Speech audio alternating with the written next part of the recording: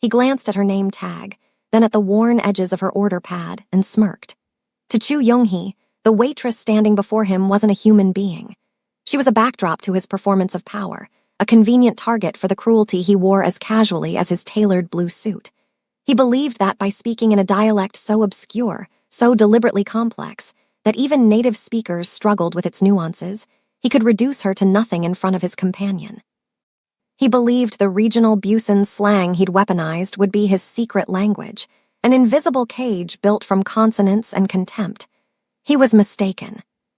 What Chu Yoonghee didn't know was that the woman refilling his water glass wasn't simply a waitress, and the response she was about to deliver wouldn't just answer his order. It would expose every secret he'd foolishly spoken aloud, unravel the criminal empire he'd spent years building, and prove that intelligence doesn't announce itself with expensive watches or corner offices. Sometimes it waits, patient and invisible, until arrogance hands it the perfect moment to strike. This is the story of a man who confused silence for ignorance and paid a price he never saw coming. Welcome to the channel. Before we watch this bully get the shock of his life, rate this video topic on a scale of 1 to 10 in the comments below. The atmosphere inside the Azure, Chicago's most exclusive Korean fusion establishment, carried the scent of gochujang-glazed wagyu, imported orchids, and inherited wealth. For Kathleen Perry, however, it mostly carried the weight of desperation. Kathleen tugged at the hem of her black server's shirt, which had faded from repeated washing and hung slightly loose on her frame. She'd lost weight over the past 6 months, the kind of weight that comes from choosing between eating and paying medical bills. It was 7:45 p.m. on a Thursday evening. The dinner service was reaching its crescendo. A symphony of murmured negotiations, clinking baccarat crystal, and conversations conducted in the international language of power and privilege, deals that would reshape markets, transactions that cost more than most people earned in a year, all discussed over $20 appetizers. Table 9 needs their banchan refreshed. Table 12 is complaining the SAM isn't authentic enough. Keep moving, Perry, don't think. The command came from Raymond Castellano, the front-of-house manager, a man whose definition of professional excellence was directly proportional to how invisible his staff could make themselves. He stood near the granite host stand, straightening already straight menus with surgical precision. "Yes, Raymond," Kathleen responded, her voice carefully neutral. She lifted a tray of water glasses, deliberately ignoring the sharp protest from her lower back. She'd been standing, walking, bending, smiling for 10 hours straight. Her shoes, discount non-slips from a big box store in the suburbs, were splitting at the seams, held together by determination and a prayer. Kathleen Perry was 24 years old. To the clientele of the Azure, she existed as a function rather than a person. She was the hand that appeared when wine needed pouring, the voice that materialized to recite the evening's specials with choreographed enthusiasm, the convenient recipient of their frustrations when the kitchen ran behind schedule. They didn't notice the slight tremor in her hands when she was particularly exhausted. They couldn't have known that 18 months earlier, Kathleen had been presenting her thesis research on sociolinguistic patterns in East Asian business dialects at a national conference, fielding offers from 3 different graduate programs, being courted by the kind of academic advisors who could shape careers. Then came the diagnosis. Her brother Dion, 15 years old, kidney failure, stage 4. The transplant list, the specialist consultations, the insurance denials. Her scholarship covered tuition, not catastrophic medical emergencies. She'd withdrawn from her master's program mid-semester. She'd traded the seminar room for the dining room, linguistic theory for, "Can I get you anything else this evening?" She did what survival demanded. "Perry," Castellano's voice cut through her thoughts. "High priority table, table 5, don't embarrass us." Kathleen looked toward the entrance. The hostess, a nervous young woman named Brianna, was executing an overly formal bow as a couple made their entrance.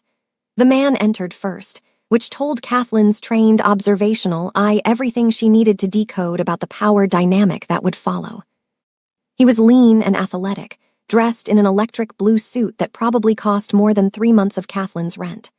The cut was impeccable, tailored to emphasize the sharp lines of his build. But it was his face that revealed his true nature, handsome in a calculated way, But there was something predatory in how his eyes swept the restaurant, cataloging who was present, who was watching, establishing the hierarchy before he'd even taken his seat. This was a man who measured his worth by how many people he could make feel small. This was Chu Young-hee. Kathleen had seen his name on reservation lists before, usually accompanied by notes from management. VIP, accommodate all requests, charges to platinum card, no questions. Behind him walked a woman who looked as though she regretted every decision that had led to this moment.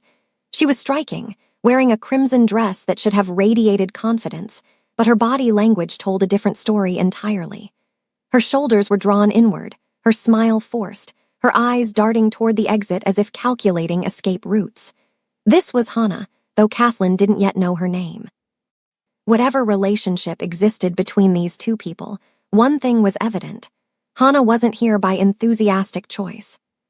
"Right this way, Mr. Chu," Brianna said, her voice barely above a whisper.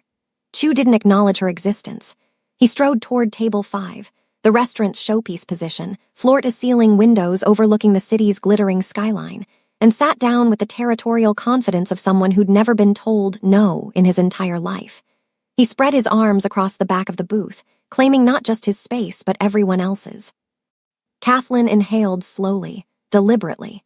She straightened her posture, smoothed her apron with hands that had learned to stay steady through countless indignities.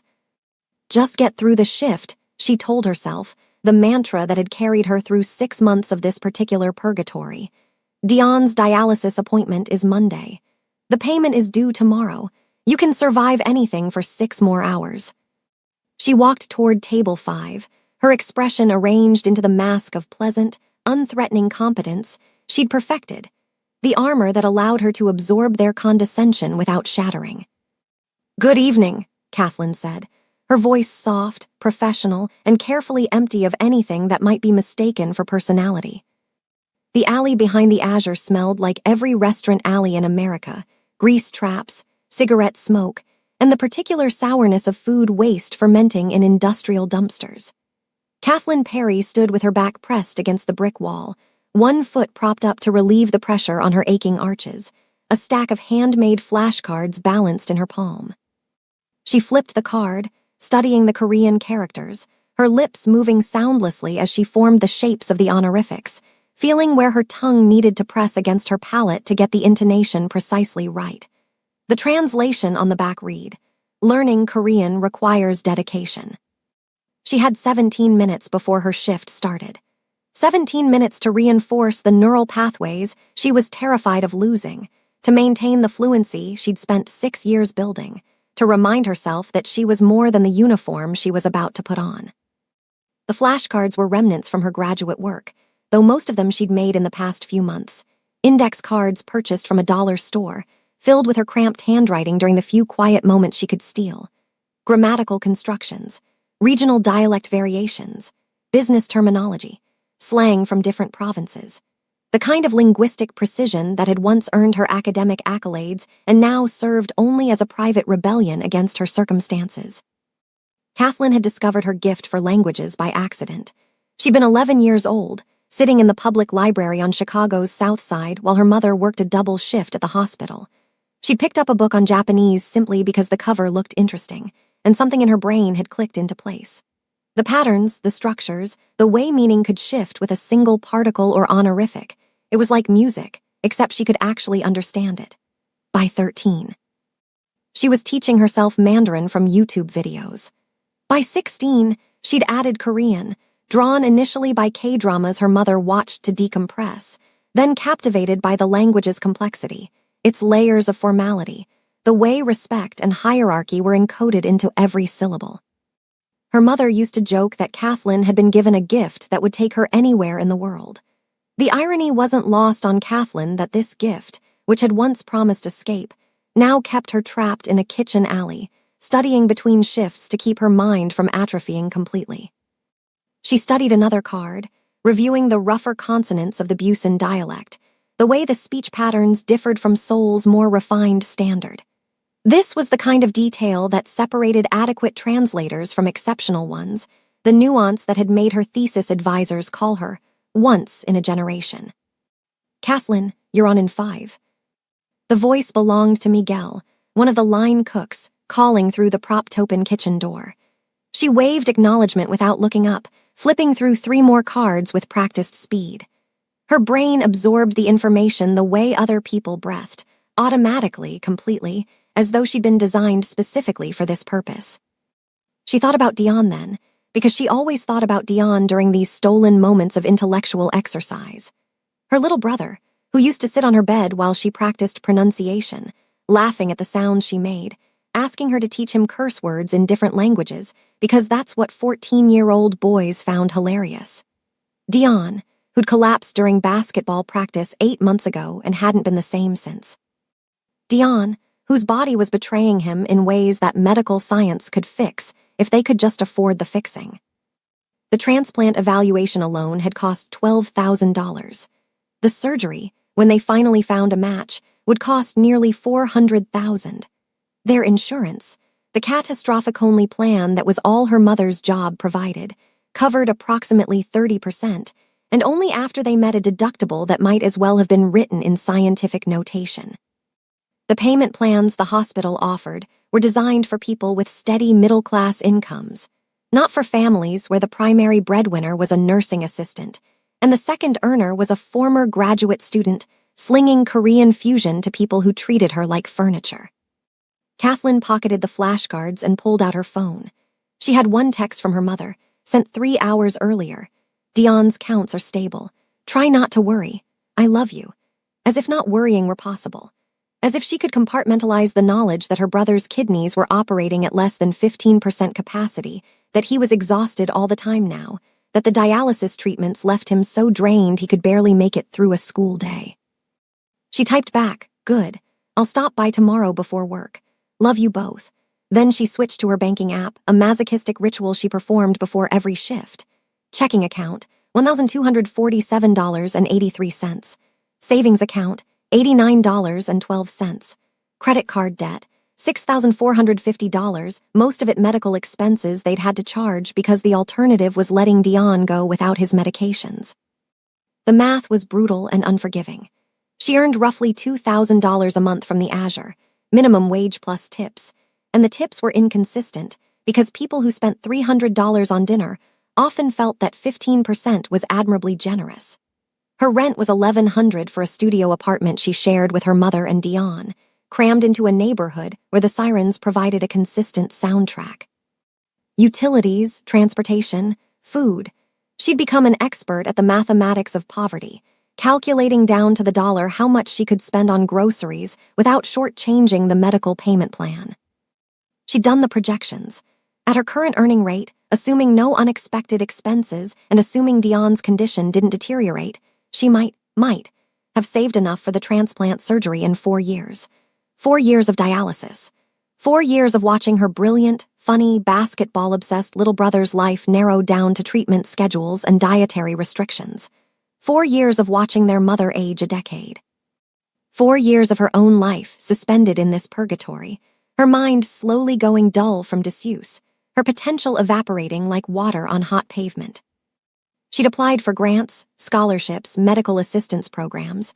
She'd filled out forms until her hand cramped, made phone calls to bureaucrats who expressed sympathy and approved nothing. The system wasn't designed for people like them, too poor for private solutions, not poor enough for the limited public assistance that existed. They lived in the gap, and the gap was where people fell through. Kathleen pushed off the wall and headed toward the kitchen entrance. The moment she stepped through that door, she would need to transform. The woman who understood the sociolinguistic implications of speech register shifts in hierarchical Asian cultures would disappear. In her place would stand a waitress, pleasant, accommodating, invisible. She developed the technique over 6 months, what she privately called the invisible wall. It was a form of disassociation, really, a psychological trick that allowed her to separate her sense of self from the work her body was performing. When customers spoke to her rudely, when they snapped their fingers or called her girl despite her name tag, when they modified their orders 4 times, and then blamed her for the kitchen's confusion, none of it touched the real Kathleen Perry. That woman was safely locked away somewhere behind bulletproof glass, observing but not experiencing, present but protected. The invisible wall was what allowed her to smile when a customer complained that she'd taken too long to refill water, even though she'd been helping another table. It was what kept her voice steady when men old enough to be her father made comments about her appearance, their wives sitting right there, everyone pretending it was just harmless joking. It was how she'd survived being called articulate, in that particular tone white people used when they were surprised a black woman could form complete sentences, or being asked, "Where are you really from?" by customers who couldn't fathom that a waitress might have depth beyond her job description. She understood what they saw when they looked at her, a young black woman in a server's uniform, a role so firmly fixed in the American imagination that they never looked past it. They didn't see the undergraduate degree earned with a full scholarship, the graduate coursework, the research that had been on track to revolutionize how businesses approached cross-cultural communication. They saw the uniform, and the uniform told them everything they needed to know. She was there to serve. She was there to absorb their demands. She was replaceable, forgettable, beneath notice.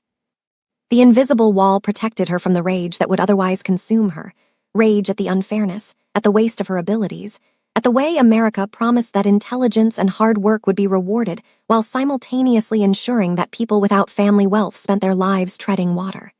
She couldn't afford rage. Rage didn't pay for dialysis. Rage didn't keep them from eviction. So she built the wall, and she kept it reinforced, and she survived. Kathleen pushed through the kitchen door into the organized chaos of dinner service. The heat hit her immediately, radiating from the line where 5 cooks worked with choreographed intensity.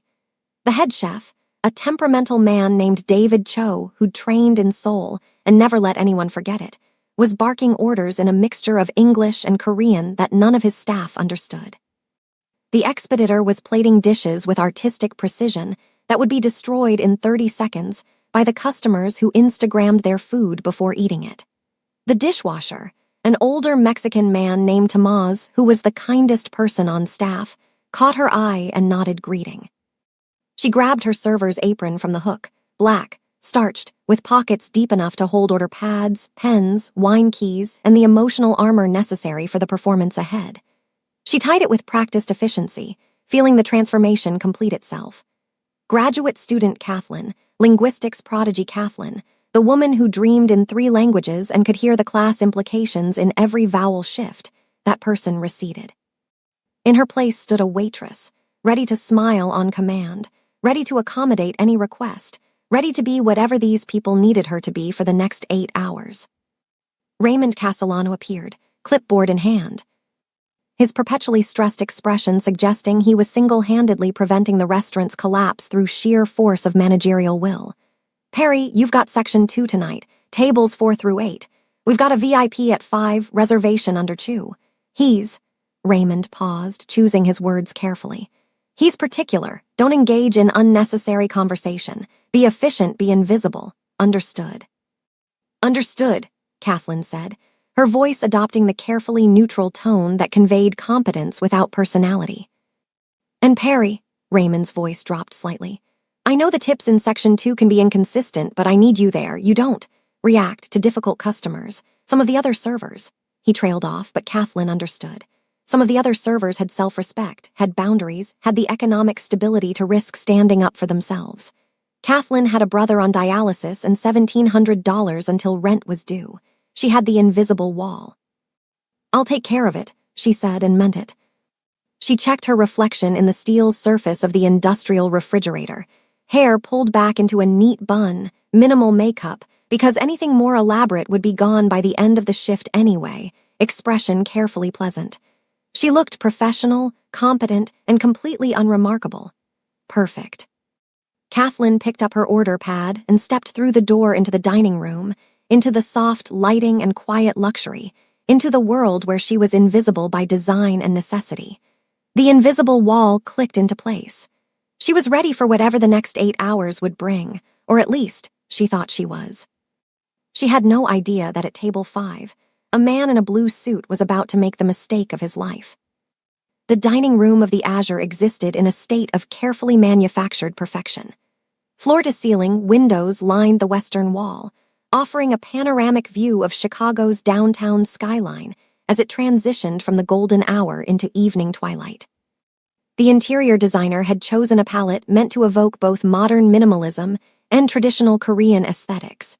Dark wood tables with clean lines, accent walls featuring textured stone, pendant lights that hung like frozen drops of water, and strategic pops of color in the form of contemporary art pieces that probably cost more than Kathleen's annual salary. The ceiling soared overhead, crossed by exposed beams that had been treated to look like aged timber, though the building was only 3 years old. Everything was calculated to convey understated luxury, the kind of environment where the wealthy could feel simultaneously pampered and culturally sophisticated. Kathleen was refilling water glasses at table 7 when she heard the shift in energy near the entrance. It was subtle, the kind of atmospheric change that came from someone entering a space with the expectation that their presence alone demanded attention. She glanced up from her task, trained by 6 months of service work to identify potential complications before they reached her section. The door opened, and Chu Yonghee walked in. He moved with the kind of confidence that came not from genuine self-assurance, but from never having been meaningfully challenged. His posture was aggressive in its casual nature, shoulders back, chin slightly elevated, his gait suggesting he was permanently on the verge of being photographed. He was in his early 30s, Korean, with the kind of build that spoke of expensive gym memberships and possibly chemical enhancement. His black hair was styled with precision, swept back from his forehead with enough product to survive a moderate windstorm, cut close on the sides in a style that was currently fashionable among men who confused money with taste. But it was the suit that announced his intentions before he'd spoken a word. Electric blue, not navy, not royal, but a shade so vivid it almost hummed. The fabric caught the restaurant's ambient lighting and transformed it into something that demanded to be noticed. It was tailored within an inch of its life, fitted so precisely across his shoulders and chest that it looked painted on, the jacket buttoned despite the fact that he was indoors and no longer needed the formality. The pants broke perfectly over what were clearly custom dress shoes, polished to a mirror finish. A pocket square in a slightly darker blue provided the only variation in the monochromatic assault. His shirt was crisp white, open at the collar to reveal a heavy gold chain that probably violated several principles of good taste, but accurately conveyed its wearer's relationship with wealth. He had it, and he needed you to know. On his wrist sat a watch that could have funded Dion's surgery twice over. Kathleen recognized it even from across the room, a diamond-encrusted timepiece that wasn't just expensive, but aggressively so, the kind of accessory that served no purpose beyond announcing that its owner had more money than sense. The diamonds caught the light with every movement, sending tiny rainbows across nearby surfaces like a disco ball in miniature. Trailing behind Chu, moving with considerably less confidence, was his date. She was a study in contrasts.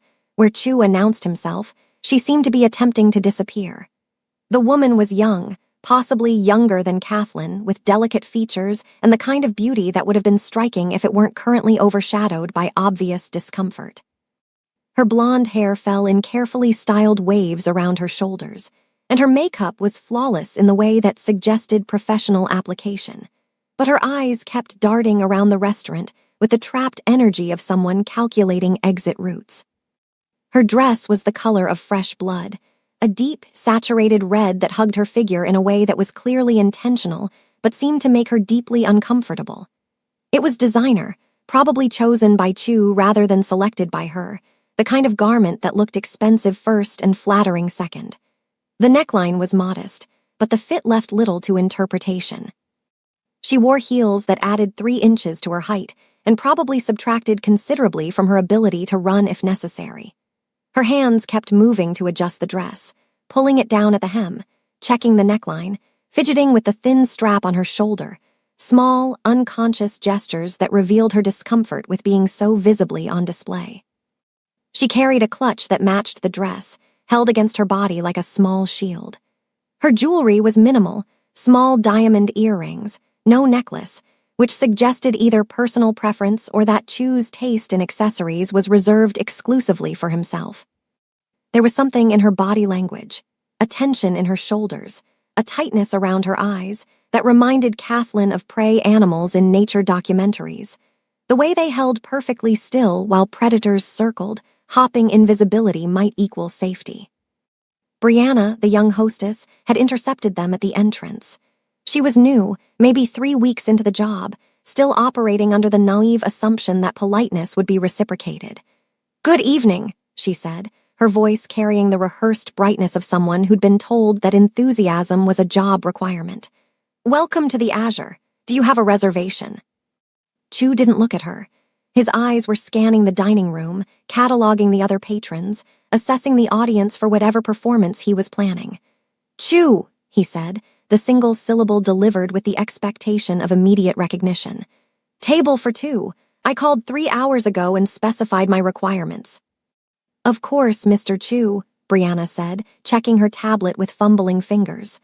"I have you right here, if you'll just follow me." "Where's the table?" Chu interrupted, still not making eye contact with her. He'd identified someone he wanted to see him, a table near the center of the room where 3 men in expensive suits were deep in conversation, and was already plotting his trajectory. "Table 5, sir," Brianna said, gesturing toward the window.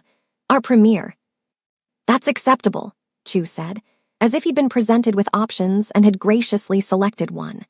He started walking before Brianna could finish her sentence, forcing her to scurry ahead of him to maintain the fiction that she was leading rather than chasing. His date followed behind, her heels clicking against the hardwood floor in a rhythm that somehow managed to sound apologetic. Kathleen watched this procession from her position at table 7, her hands continuing their automatic task of water service, while her mind cataloged everything she was observing. She'd waited on enough difficult customers to recognize the type, men who confused rudeness with power, who believed that treating service workers with contempt somehow elevated their own status. She saw how he walked slightly ahead of his date, never checking to see if she was keeping pace, never holding a door or offering his arm. She noticed how his eyes kept sliding across the room, checking to see who was watching him, feeding on attention like it was oxygen. They reached table 5, and Chu stopped abruptly, causing his date to nearly collide with him. He surveyed the table's setup with the critical eye of someone determined to find fault. The table was perfect, of course. The Azure's front-of-house staff were terrified of Raymond's wrath, but Chu's expression suggested he was disappointed not to have found something to complain about. The table sat in the corner with windows on 2 sides, offering views of both the city skyline and the street below. The linens were crisp, the silverware gleamed, a small arrangement of orchids provided the centerpiece. 2 leather-bound menus sat waiting, along with the wine list presented in its own elegant folder. Brianna pulled out a chair for the woman in red, but Chu had already sat down, claiming the power position, back to the wall view of the entire restaurant, positioned so anyone entering would see him immediately. His date hesitated, then seated herself in the remaining chair, the one that faced the window, her back to most of the room. Chu adjusted his jacket, tugged his cuffs to ensure the watch was visible, and spread his arms across the back of the booth, claiming territory that extended well beyond his actual physical space. "Water," he said to Brianna, the word delivered not as a request but as a command. "Imported, not tap, and bring me your wine list, the actual wine list, not whatever simplified version you show to people who don't know the difference." "The wine list is already on your table, sir," Brianna said, her brightness wavering slightly. She gestured to the leather folder. Chu glanced at it as if noticing it for the first time, but made no move to acknowledge his error. "We need time before ordering," he said. "Tell your waitress not to hover. I'll signal when we're ready." "Of course, sir. Your server will be Kathleen, and she'll be right with you." Brianna retreated, her professional smile cracking slightly as she turned away, her eyes finding Kathleen's across the room with an expression of sympathetic warning. From her position at table 7, Kathleen observed Chu settling into his chosen throne. He'd pulled out his phone, the screen reflecting off his face in the dimmed lighting, and was scrolling through something with the kind of aggressive finger movements that suggested he was performing even this mundane action for an invisible audience. His date sat perfectly still, hands folded in her lap, her eyes fixed on the table in front of her. She looked like she wanted to be anywhere else on Earth. Chu leaned back in his chair, the motion causing his jacket to pull tight across his chest, probably intentional. He said something to his date. Kathleen was too far away to hear the words, but she could read the body language. The woman in red nodded slightly, her lips barely moving in response, her hands twisting together in her lap. Whatever he'd said, it hadn't been kind. Kathleen recognized that particular kind of public humiliation, the quiet cruelty that people inflicted on their companions in restaurants, using the public setting as both weapon and shield, knowing their victims couldn't respond without causing a scene. Kathleen finished her task at table 7 and moved to collect the empty appetizer plates from table 4, her path taking her closer to table 5. She kept her expression neutral, her movements efficient, but her observational skills, honed by years of academic research into human behavior and communication, were recording everything. The way Chu kept checking his reflection in the window. The way his date's shoulders had hunched inward, making herself smaller. The way his voice, when he spoke to her, had a particular edge to it, the tone of someone who enjoyed having power over another person. Raymond materialized at Kathleen's elbow, his clipboard clutched like a religious artifact. "That's your table," he said quietly, tilting his head minutely toward table 5. "He's called ahead 3 times today. He wants everything perfect. Don't give him any reason to complain." "Understood," Kathleen said, balancing the plates she'd collected with practiced ease. "I mean it, Perry. Some customers—" Raymond paused, searching for diplomatic phrasing. "Some customers come here looking for an experience. Others come looking for an excuse to make someone feel small. This one's the second type. Don't take the bait." Kathleen nodded. The invisible wall was already rising, that psychological barrier that would allow her to absorb whatever was coming without letting it damage the parts of herself she needed to protect. She deposited the dirty plates in the service station, pulled out her order pad, checked that her apron was straight, and fixed her expression into the mask of pleasant professional competence that the job required. She could see Chu from across the room, holding court at his window table, master of his small kingdom. His date had pulled out her phone, probably desperate for any distraction from her companion's presence. The electric blue suit seemed to glow in the ambient lighting, a beacon announcing its wearer's presence to everyone in the establishment. Kathleen took a breath, activated the invisible wall, and started walking toward table 5, her posture perfect, her expression serene, ready to deliver the performance that survival required.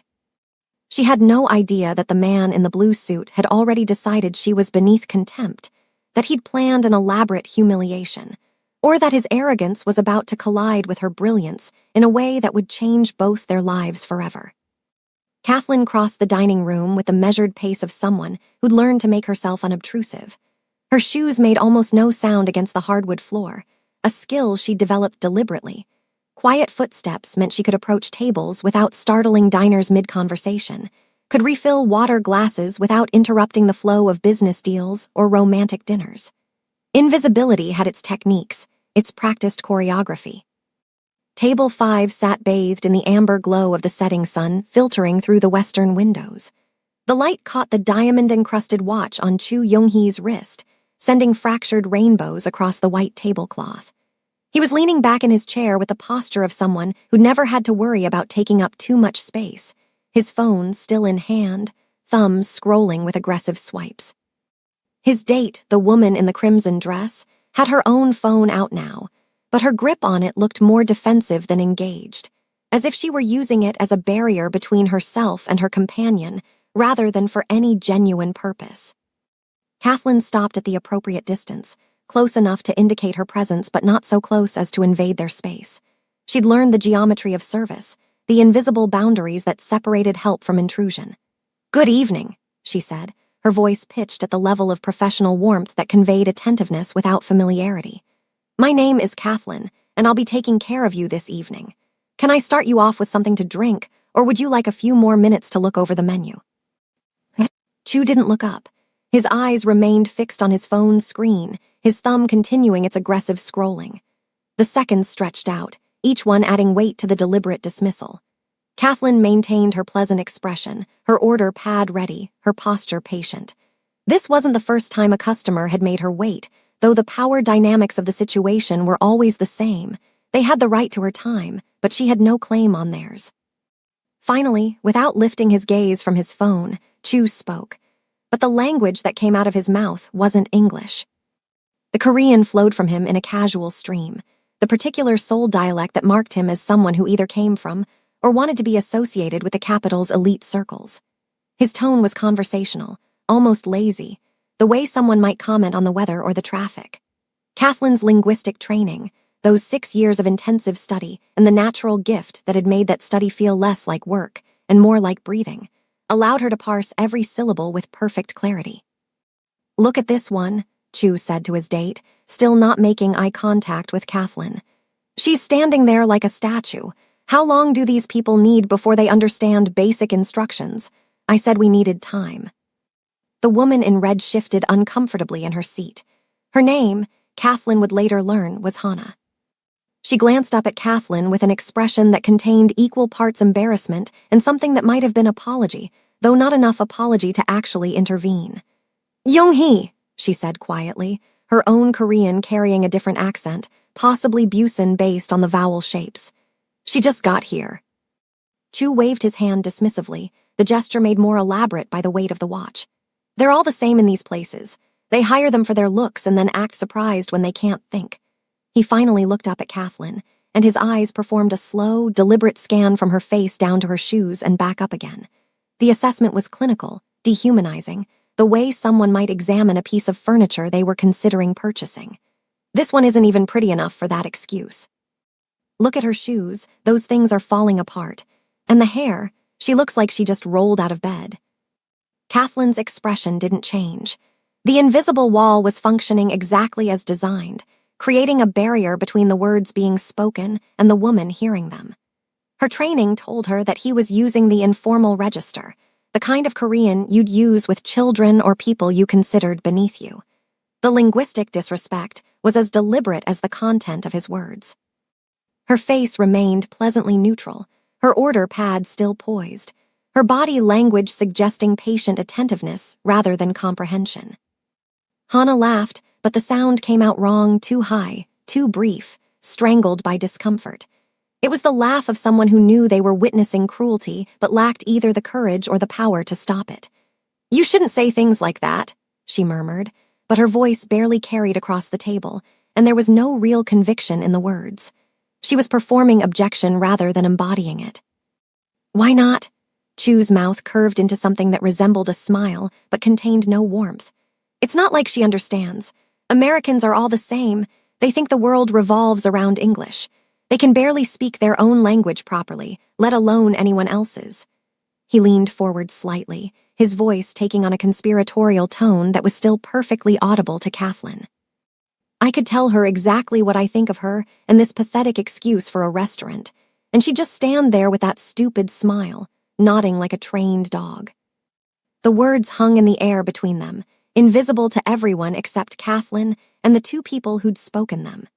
To any observer watching from another table, the scene would have appeared utterly mundane, a server waiting patiently while customers finished their conversation before ordering.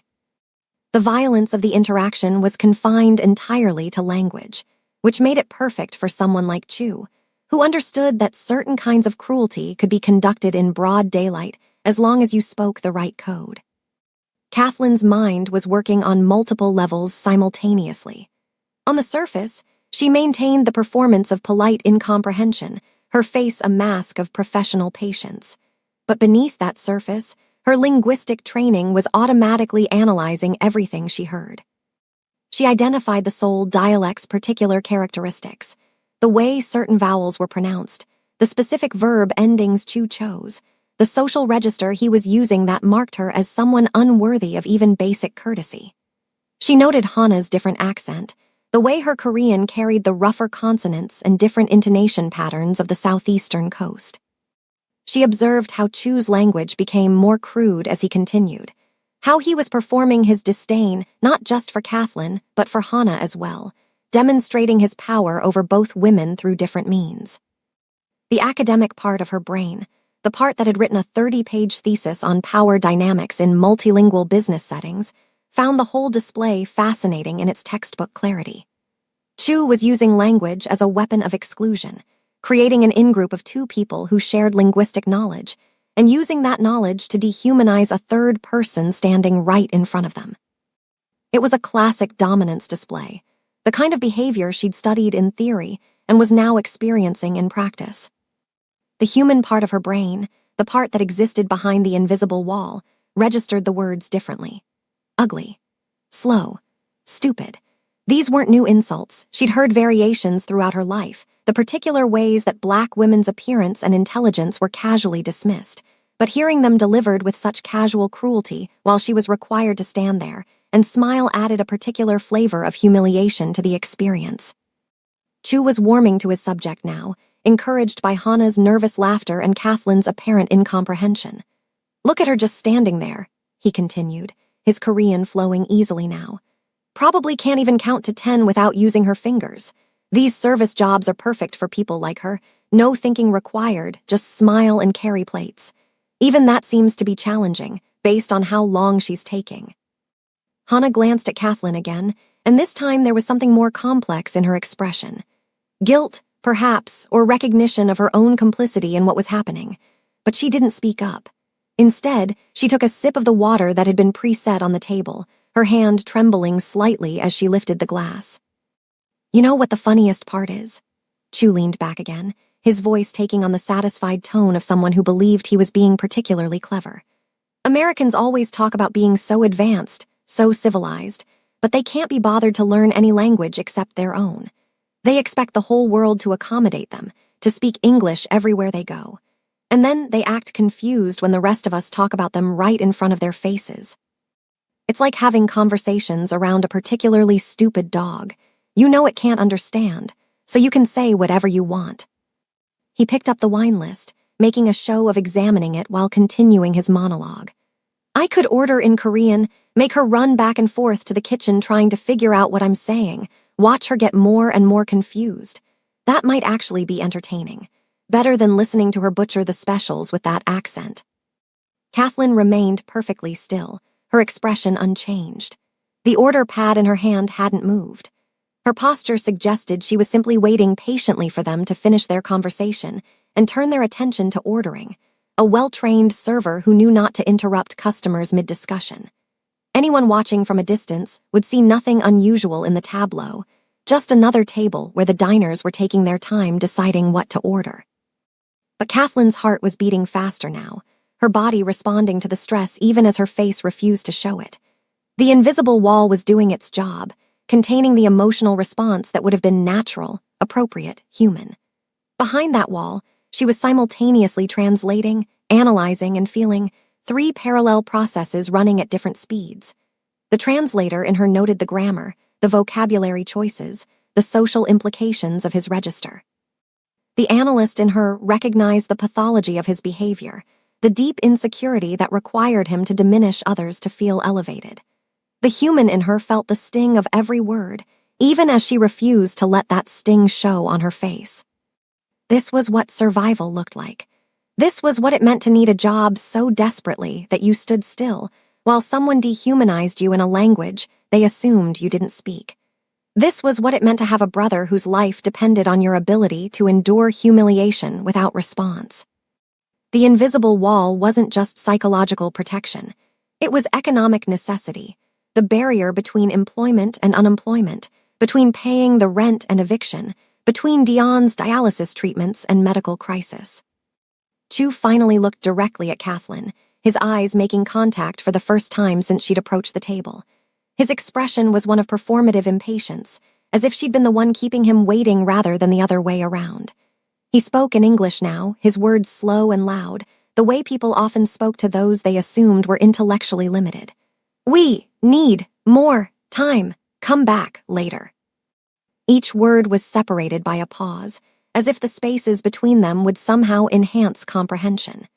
His tone suggested he was doing her a favor by communicating at all, that even this basic interaction was more effort than she deserved. Kathleen nodded, her smile remaining professional and pleasant. Of course, she said, her voice steady and warm, giving no indication that she'd understood every word of the preceding conversation. I'll give you a few more minutes to look over the menu. Just wave when you're ready, and I'll be right over. She turned to leave, her movements smooth and unhurried, maintaining the performance to perfection. As she walked away, she heard Chu's voice again, speaking in Korean to Hana. See, completely oblivious. Like I said, trained dog. Hana's uncomfortable laugh followed Kathleen across the dining room.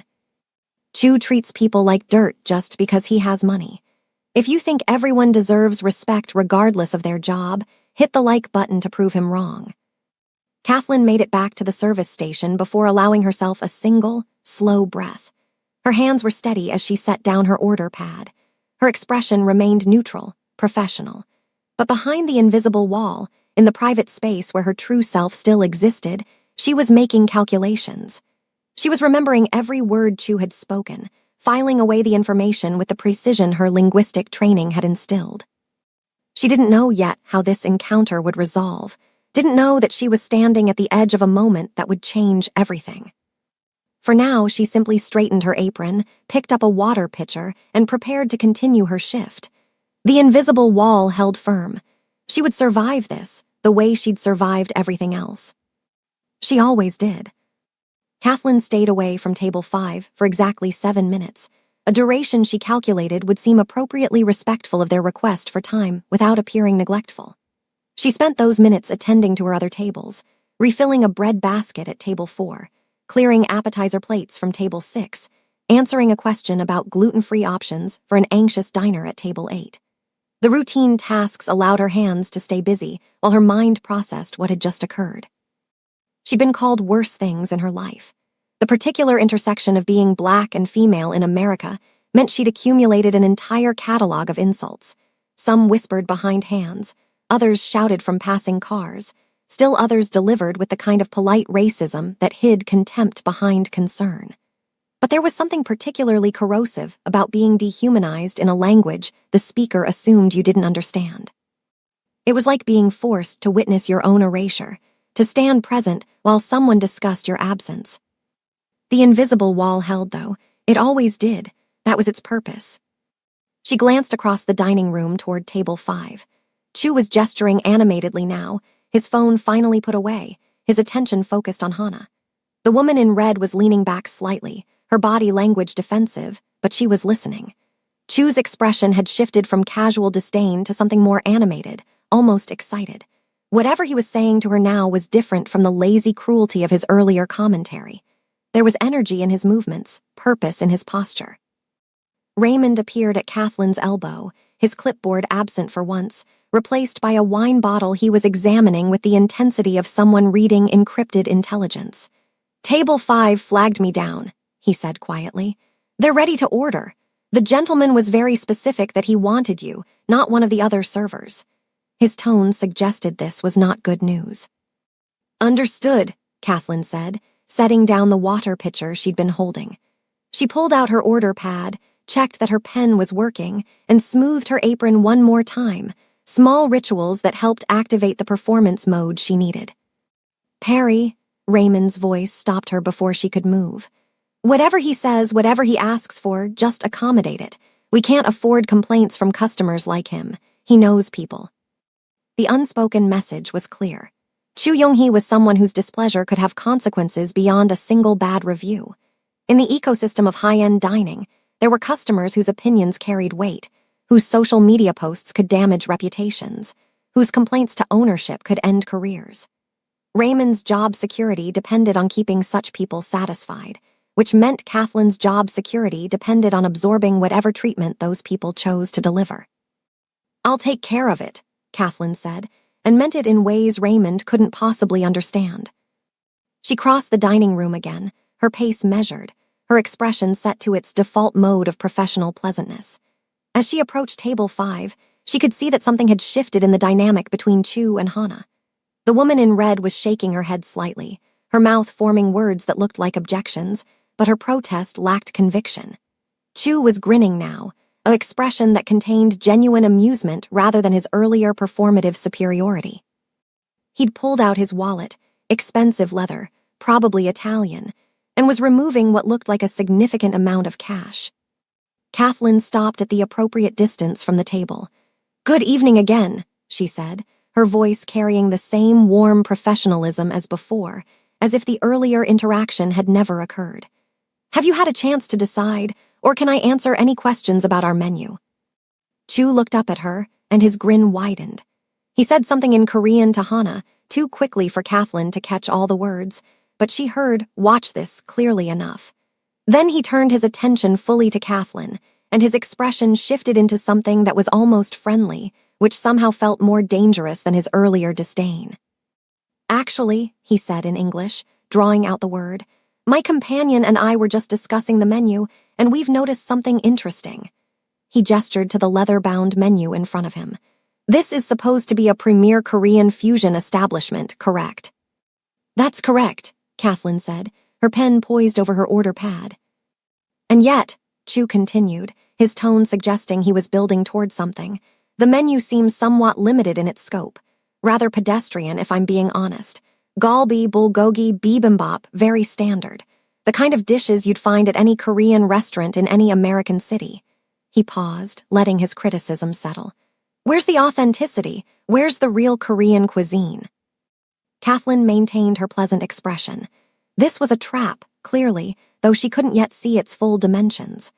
"Our chef, David Cho, trained in Seoul under Master Kim Sung-min," she said, delivering information she'd memorized from the restaurant's marketing materials. "He specializes in modern interpretations of traditional dishes, focusing on seasonal ingredients and—" "Modern interpretations," Chu interrupted, his voice dripping with disdain. "That's code for Americanized, isn't it? Watered down for palates that can't handle real Korean food." He leaned forward, his elbows on the table, his fingers steepled in front of him. "Here's what I want. I want to see if your kitchen can actually handle authentic Korean preparation, or if this whole establishment is just an expensive fraud." He switched to Korean then, and the dialect that came out of his mouth was dramatically different from what he'd been speaking earlier. The Seoul accent vanished, replaced by something rougher, more aggressive. Kathleen's trained ear immediately identified it as Busan dialect, but not the standard form. This was the particular variant spoken in the markets and docks, heavily laden with local slang and colloquialisms that even many Korean speakers would struggle to follow. It was the linguistic equivalent of someone switching from received pronunciation British English to the thickest Scottish brogue, then throwing in regional idioms for good measure. The words came rapid fire. "I want bok jip-style prepared blowfish, not the safe frozen cuts you probably have in the back. I want it served the traditional way, paper-thin slices arranged chrysanthemum style on a chilled plate, with the liver prepared separately, just lightly blanched, none of this Western overcooking. The sauce should be chajang mixed with citron, heavy on the gochugaru, and I want it served with raw scallions cut against the grain, not those useless decorative pieces you probably put on everything. The fish needs to come from the waters off Jeju Island, and it needs to be male, harvested in winter. And I want Sam leaves on the side, proper perilla leaves, not whatever substitution your kitchen thinks passes for Korean vegetables." He paused, his eyes locked on Kathleen's face, watching for any sign of comprehension. When her expression remained neutrally pleasant, he continued, his Korean becoming even more colloquial, throwing in slang terms that wouldn't be found in any textbook. "And make sure the knife work is proper, none of this thick-cut garbage. The slices should be thin enough to see through when you hold them up to light. If your chef doesn't know what I'm talking about, then he's a fraud and this restaurant is a joke, just like I suspected." Kathleen stood perfectly still, her order pad ready, her expression politely attentive, but showing no indication that she'd understood a single word. The performance was flawless.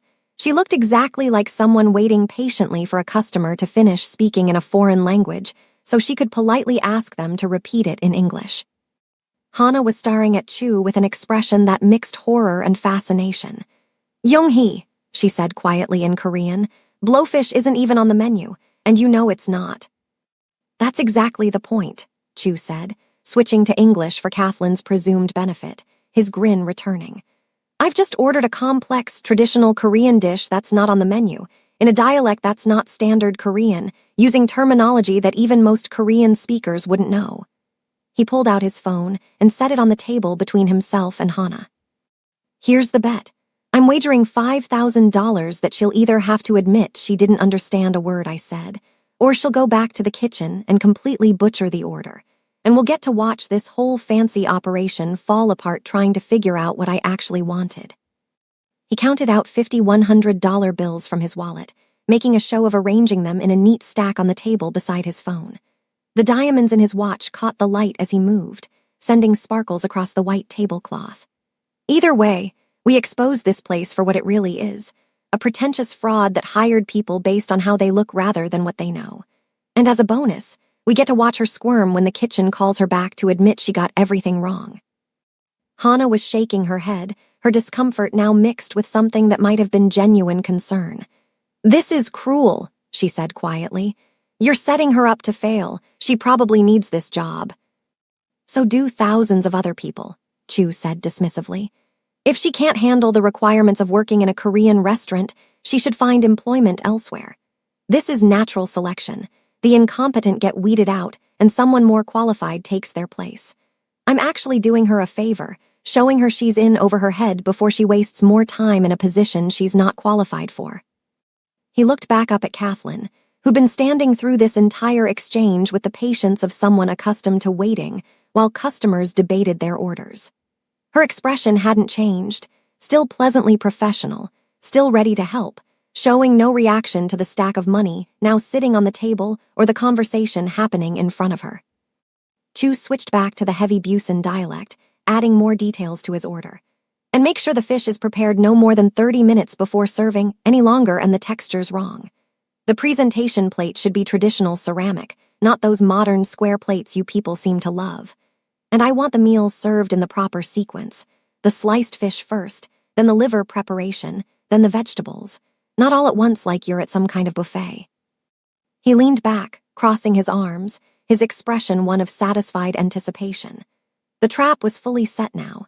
Either Kathleen would have to admit she hadn't understood his order and ask him to repeat it in English, revealing her incompetence and giving him grounds to complain to management, or she would try to relay the order to the kitchen and inevitably get details wrong, leading to the same result. Either way, he won. Either way, she failed. The silence stretched out. The ambient noise of the restaurant continued around them, conversations at other tables, the soft clink of silverware against china, the muted sounds of the kitchen operating beyond the swinging doors. The sunset had progressed, the light through the windows deepening from gold to amber to the first hints of purple twilight. The city lights beyond the glass were beginning to assert themselves against the fatting day. Kathleen stood with her pen still poised over her order pad, the picture of professional readiness. Inside, behind the invisible wall, calculations were occurring at lightning speed. She was deciding, in real time, whether to continue the performance of incomprehension or to drop the mask entirely. She was weighing the satisfaction of revealing her comprehension against the potential consequences. She was measuring the $5,000 on the table against 6 months of accumulated humiliation, her brother's medical needs against her own dignity, survival against justice. The moment balanced on a knife's edge, waiting for her response. The moment stretched, suspended like a droplet of water hanging from a faucet in the instant before gravity claims it. Kathleen stood at the edge of table 5, her order pad still poised, her expression still arranged in that mask of professional pleasantness. Behind the invisible wall, a decision was crystallizing. 6 months. 6 months of swallowing insults, of making herself small, of accepting treatment that would have broken someone with less at stake. 6 months of standing silent while customers spoke about her as if she weren't human, as if she were simply a functional object placed in their environment for convenience. 6 months of the invisible wall doing its job, protecting her from the daily erosions of dignity that came with service work in an establishment where the customers measured their worth by how many people they could make feel worthless. But this was different. Chu Yonghee hadn't just been casually dismissive or thoughtlessly rude. He'd constructed an elaborate trap, invested $5,000 in humiliating her, created a spectacle designed specifically to expose what he assumed was her incompetence. He'd weaponized language itself, turned her area of expertise into what he believed would be the instrument of her professional destruction.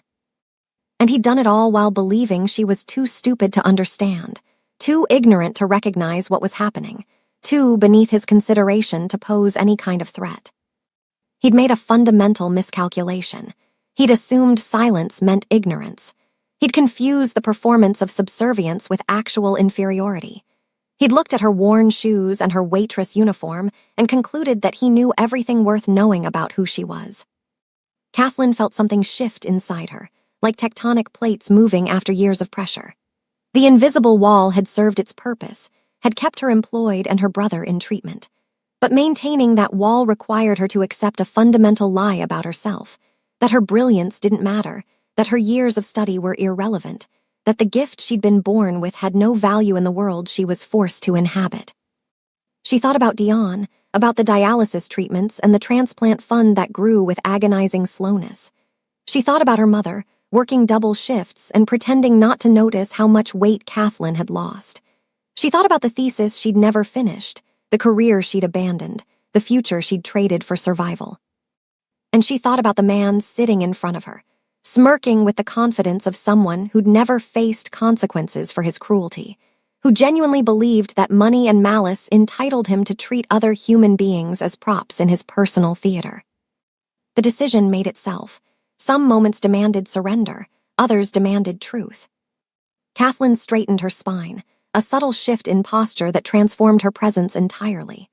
Her shoulders rolled back, her chin lifted slightly, and something changed in her eyes, the mask of pleasant servility sliding away to reveal the intellect that had been hiding behind it.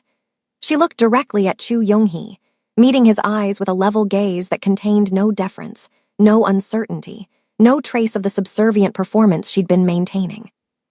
When she spoke, the words came in Korean, not the standard dialect, not casual speech, but the high formal register known as Jeondi or Jeongeo. This was the language of presidential addresses, of academic conferences, of formal diplomatic exchange. It was Korean at its most elevated and respectful, every syllable carefully shaped, every verb ending precisely conjugated to convey the maximum possible respect and formality.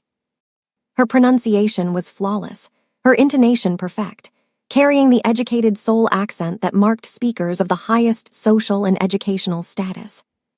"I understand perfectly, honored customer," Kathleen said, her Korean emerging with crystalline clarity. "You have requested blowfish prepared in the traditional Busan bokjip style, with the flesh sliced paper-thin in the chrysanthemum arrangement, pattern on a chilled traditional ceramic serving plate.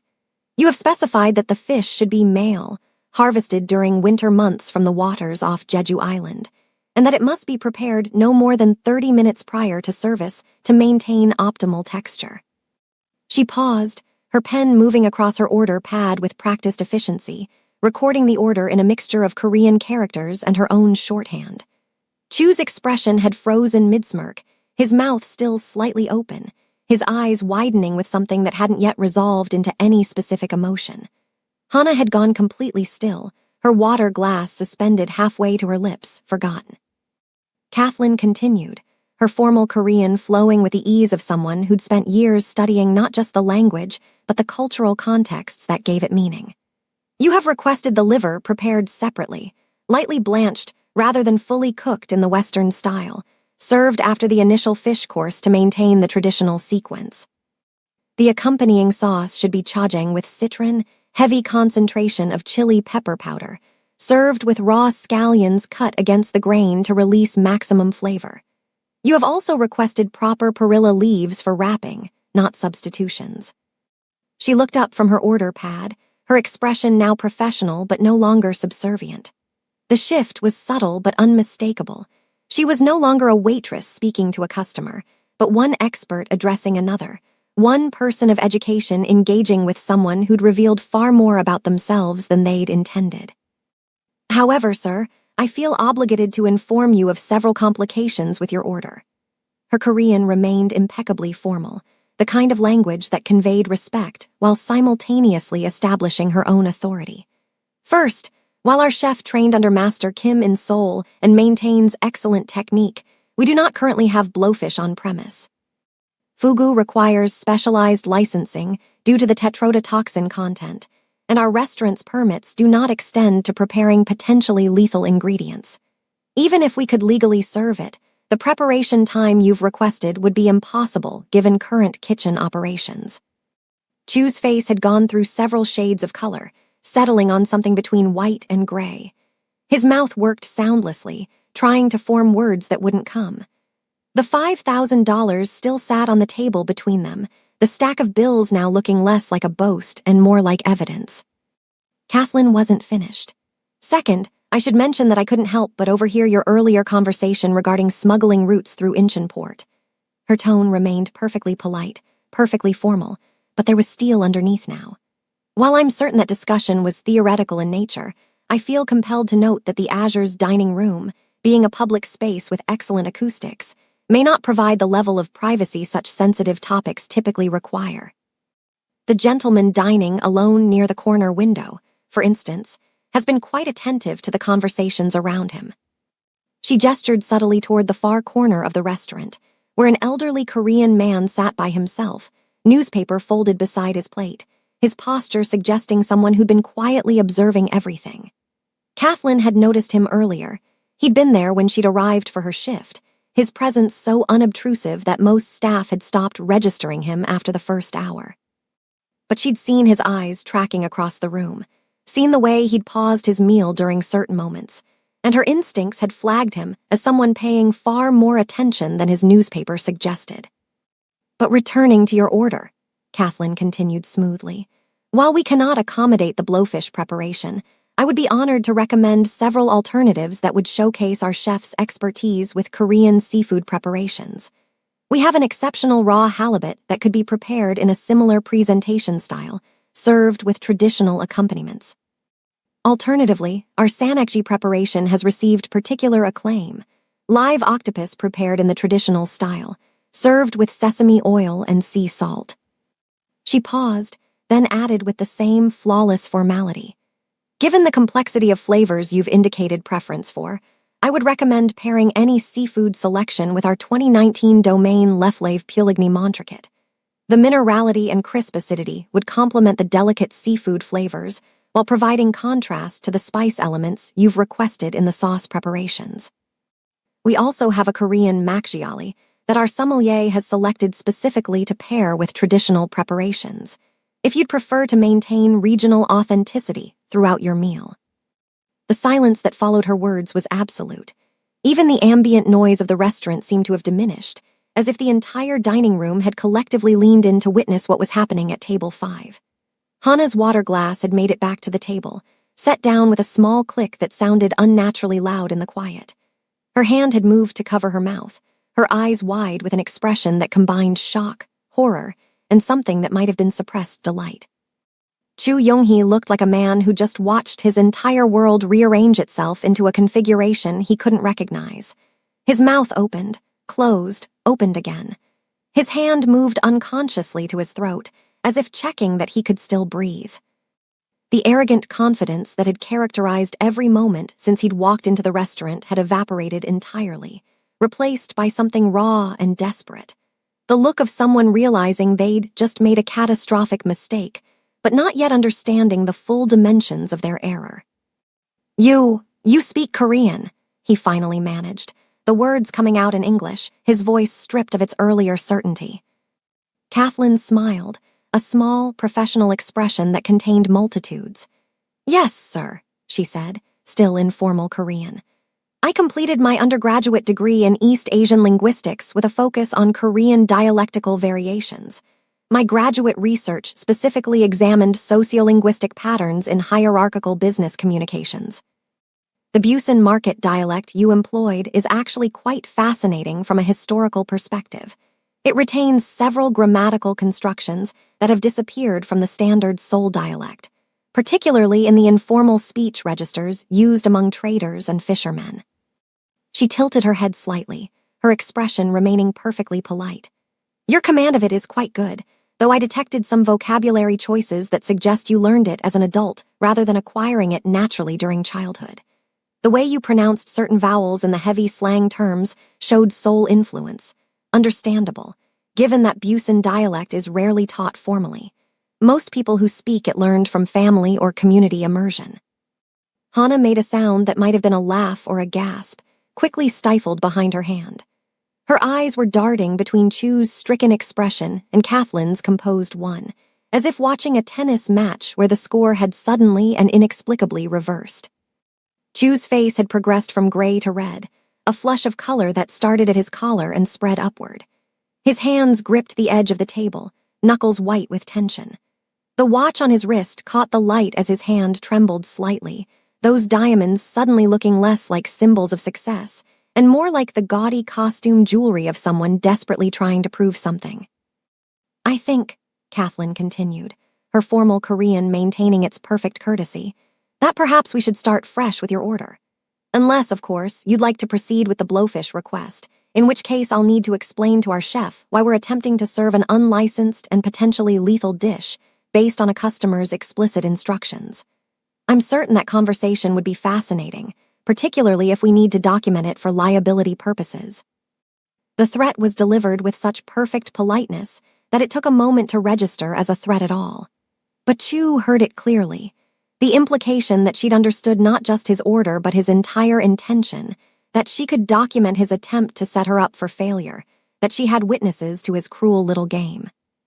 Hana reached across the table, her hand finding Chu's arm.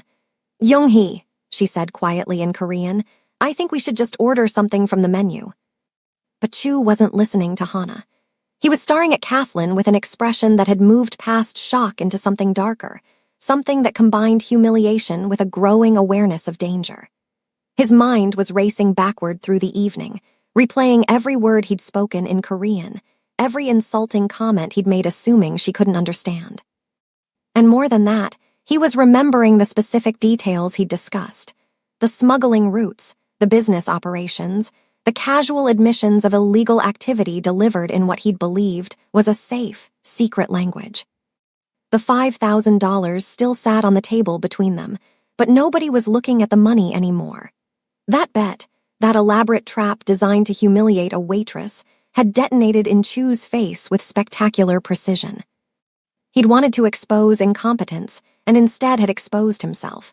His cruelty, his illegal activities, and most damaging of all, his fundamental stupidity in assuming that the person serving his water was too ignorant to understand the secrets he'd been speaking aloud. Kathleen stood with her order pad ready, her expression professional and patient, waiting for their response. The invisible wall was gone now, burned away in the moment she'd chosen truth over survival. What remained was simply Kathleen Perry, brilliant, educated, and absolutely done with pretending to be less than she was. "So," she said in perfect, formal Korean, "shall I give you a few more minutes to decide, or would you like to hear tonight's specials?" The transformation in Chu Young-hee's face was something Kathleen would remember for the rest of her life. It happened in stages, like watching time-lapse footage of ice melting or fruit rotting, a process that should have taken hours compressed into seconds. The shock that had frozen his features began to thaw, and what emerged underneath wasn't embarrassment or even anger. It was fear. Raw animal fear. His eyes, which moments ago had been wide with disbelief, now darted around the dining room with the frantic energy of a trapped creature seeking escape routes. His breathing had changed, becoming shallow and rapid, visible in the way his chest rose, and fell beneath the electric blue suit that suddenly looked less like a power statement and more like a costume that had failed its purpose. A thin sheen of perspiration appeared on his forehead, catching the ambient light from the pendant fixtures overhead. Kathleen watched this transformation with the clinical detachment of someone observing a specimen under glass. Her linguistic training had always extended beyond mere language into the broader field of human communication. Body language, microexpressions, the physiological tells that revealed what words attempted to conceal. She was watching a man's brain perform rapid calculations, replaying conversations, assessing damage, measuring threat levels. Chu's hand moved to his phone on the table, his fingers twitching toward it before pulling back, as if he'd started to reach for a weapon before remembering he was in public. His jaw clenched and unclenched rhythmically, the muscles working beneath his skin. His other hand had released the table edge and was now pressed flat against his thigh, probably trying to stop his leg from bouncing. A self-soothing gesture that suggested his nervous system was flooding with adrenaline. "You," he started in Korean, then stopped, switching to English as if the language change might somehow reset the situation. "How long have you been working here?" The question seemed innocuous on its surface, but Kathleen heard the real inquiry underneath. How much have you heard? How many other conversations have you understood? What else do you know? 6 months, sir, Kathleen replied in English, her tone remaining professional. She'd switched languages to match him, a natural accommodation in multilingual conversation, but the move also served to remind him that she could operate in whatever linguistic space he chose. There was nowhere he could hide. Chu's mind was clearly racing through those 6 months, trying to calculate how many times he'd dined at the Azure, how many business conversations he'd conducted in Korean while servers moved around him like furniture. His eyes flickered to Hana, then back to Kathleen, then toward the elderly man in the corner that Kathleen had mentioned, the one who'd been quietly observing everything. What else? Chu's voice came out rough, and he cleared his throat, trying to regain some semblance of control. What else did you think you heard tonight? Think you heard? The phrasing was deliberate, an attempt to introduce doubt, to suggest that perhaps Kathleen had misunderstood, that her comprehension was questionable. It was a lawyer's language, the verbal footwork of someone trying to create plausible deniability. But his delivery betrayed him. The question came out too urgent, too desperate to pass for casual clarification. Kathleen maintained her pleasant expression, though something had shifted in her eyes. She understood what was happening now. This wasn't just about embarrassment over his failed humiliation attempt. Chu had realized that he'd spent the last 30 minutes discussing criminal activities in what he'd believed was a secret code, and that code had just been cracked by someone who could potentially testify about everything she'd heard. I'm not certain what you mean, sir, Kathleen said carefully. I simply overheard the conversation you were having with your companion. My training in Korean linguistics means I tend to notice discussions in Korean, particularly when they involve business terminology. The phrase business terminology landed like a small detonation. Chu's face tightened, and for just a moment, something vicious flashed in his eyes, the look of a man who'd built his life on intimidation and violence, who'd learned that problems could be solved by making them disappear. Then the mask of civilized behavior reasserted itself, but not quite fast enough. Kathleen had seen what lived underneath. Hana was looking at Chu with an expression that had moved beyond discomfort into something approaching alarm. Young-hee, she said quietly in Korean, maybe we should just leave. We can go somewhere else for dinner. But Chu wasn't listening to Hana. His mind was working through scenarios, calculating odds, assessing options.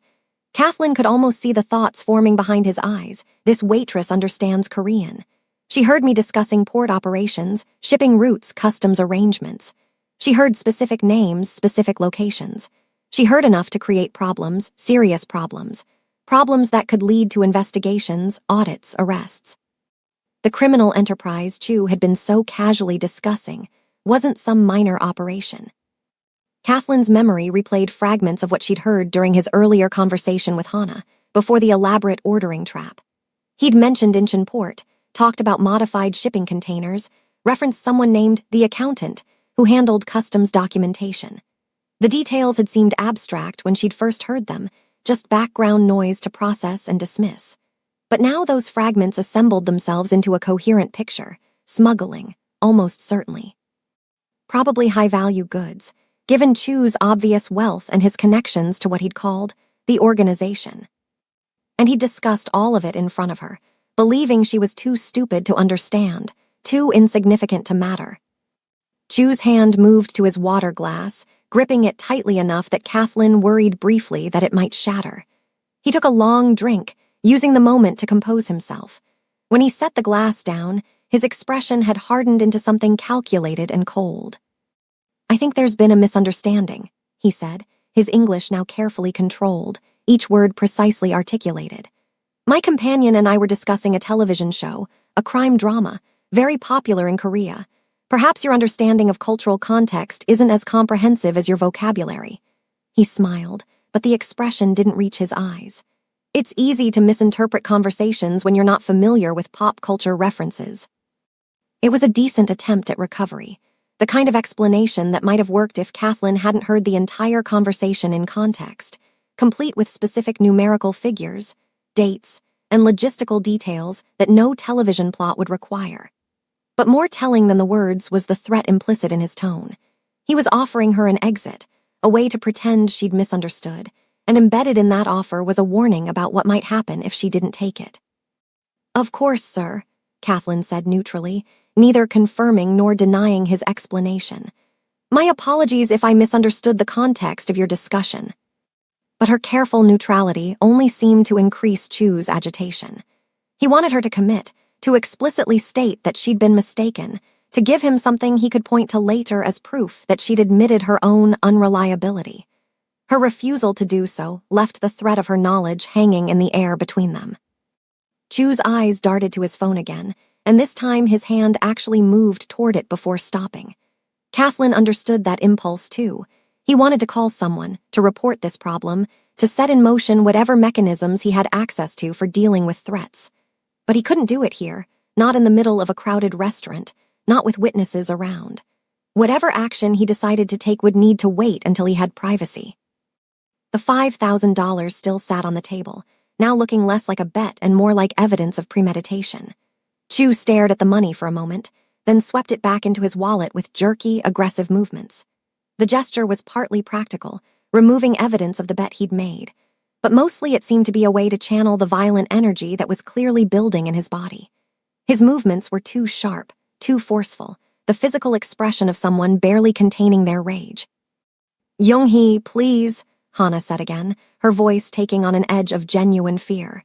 She'd picked up on the same signals Kathleen had noticed, the shift from embarrassed arrogance to something far more dangerous. "Let's just go. We don't need to eat here. We can leave." Hana understood her companion better than Kathleen did.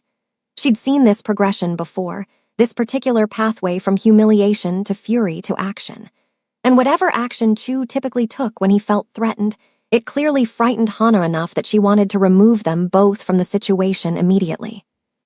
But Chu was shaking his head, a small, tight movement that suggested he'd already committed to a course of action.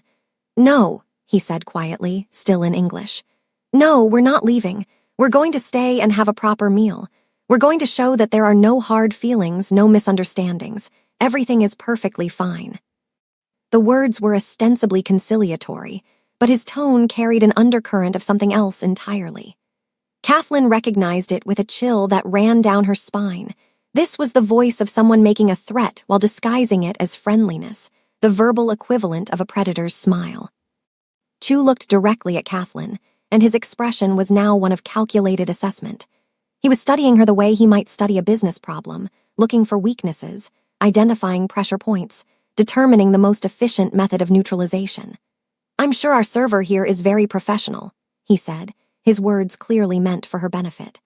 "I'm sure she understands that customer conversations are private, that anything overheard in the course of her duties is confidential." "That's part of the job, isn't it? Discretion." The subtext was unmistakable. Keep your mouth shut about what you heard, or there will be consequences.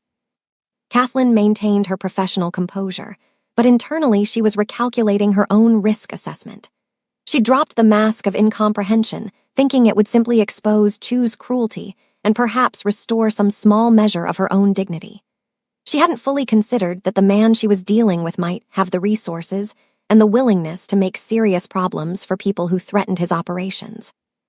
"All servers at the Azure are trained in professional discretion," Kathleen said carefully, the response neutral enough to be interpreted multiple ways. She was buying time, trying to think through her options while maintaining the appearance of calm. But Chu wasn't satisfied with ambiguity. His jaw tightened, and Kathleen could see him making a decision, watching the moment when fear calcified into determination. He'd realized that vague threats weren't enough, that this problem needed a more permanent solution. The waitress who'd been invisible had suddenly become visible, and visible threats needed to be eliminated. "Actually," Chu said, his voice taking on a new quality, something harder, more authoritative, "I need to speak with your manager. Immediately." Hana's hand flew to Chu's arm. "What are you doing?" she hissed in Korean, her careful composure finally cracking. "Just leave it alone. Let's go, please." Chu shook off her hand without looking at her, his eyes locked on Kathleen. "I need to speak with your manager," he repeated, louder this time, his voice carrying across the nearby tables. Several diners turned to look, drawn by the shift in his tone. "There's been a serious incident, a very serious incident." Kathleen's stomach dropped. She understood immediately what was about to happen. Chu couldn't threaten her directly. That would be too obvious, too risky. But he could discredit her.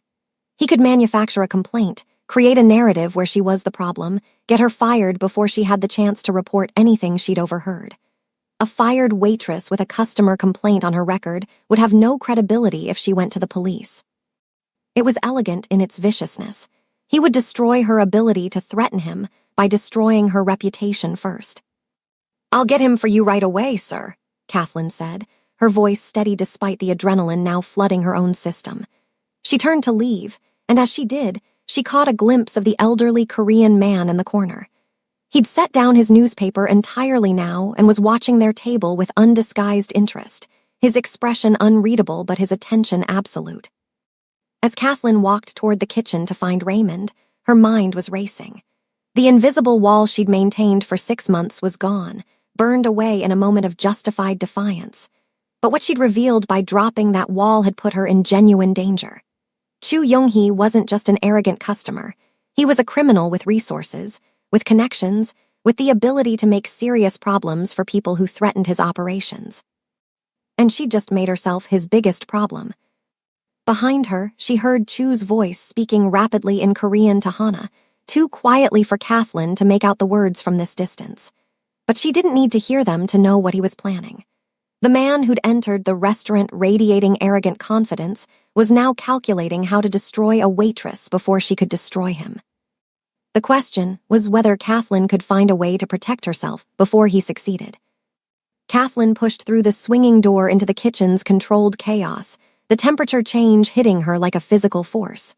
The air was thick with steam, the sharp sense of garlic and gochujang, the metallic tang of hot oil.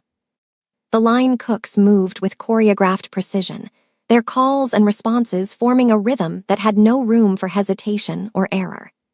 David Cho was barking orders in his mixture of English and Korean, his voice cutting through the mechanical hum of ventilation hoods and the hiss of food hitting hot surfaces.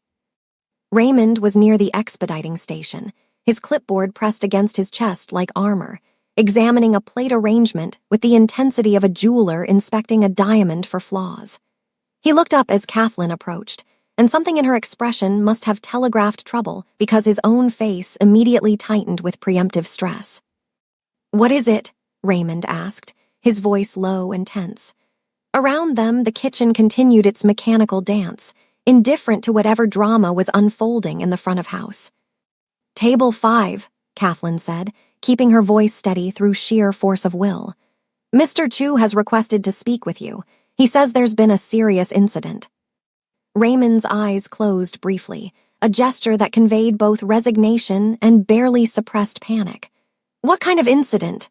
Each word came out clipped, precise, the verbal equivalent of someone preparing for impact.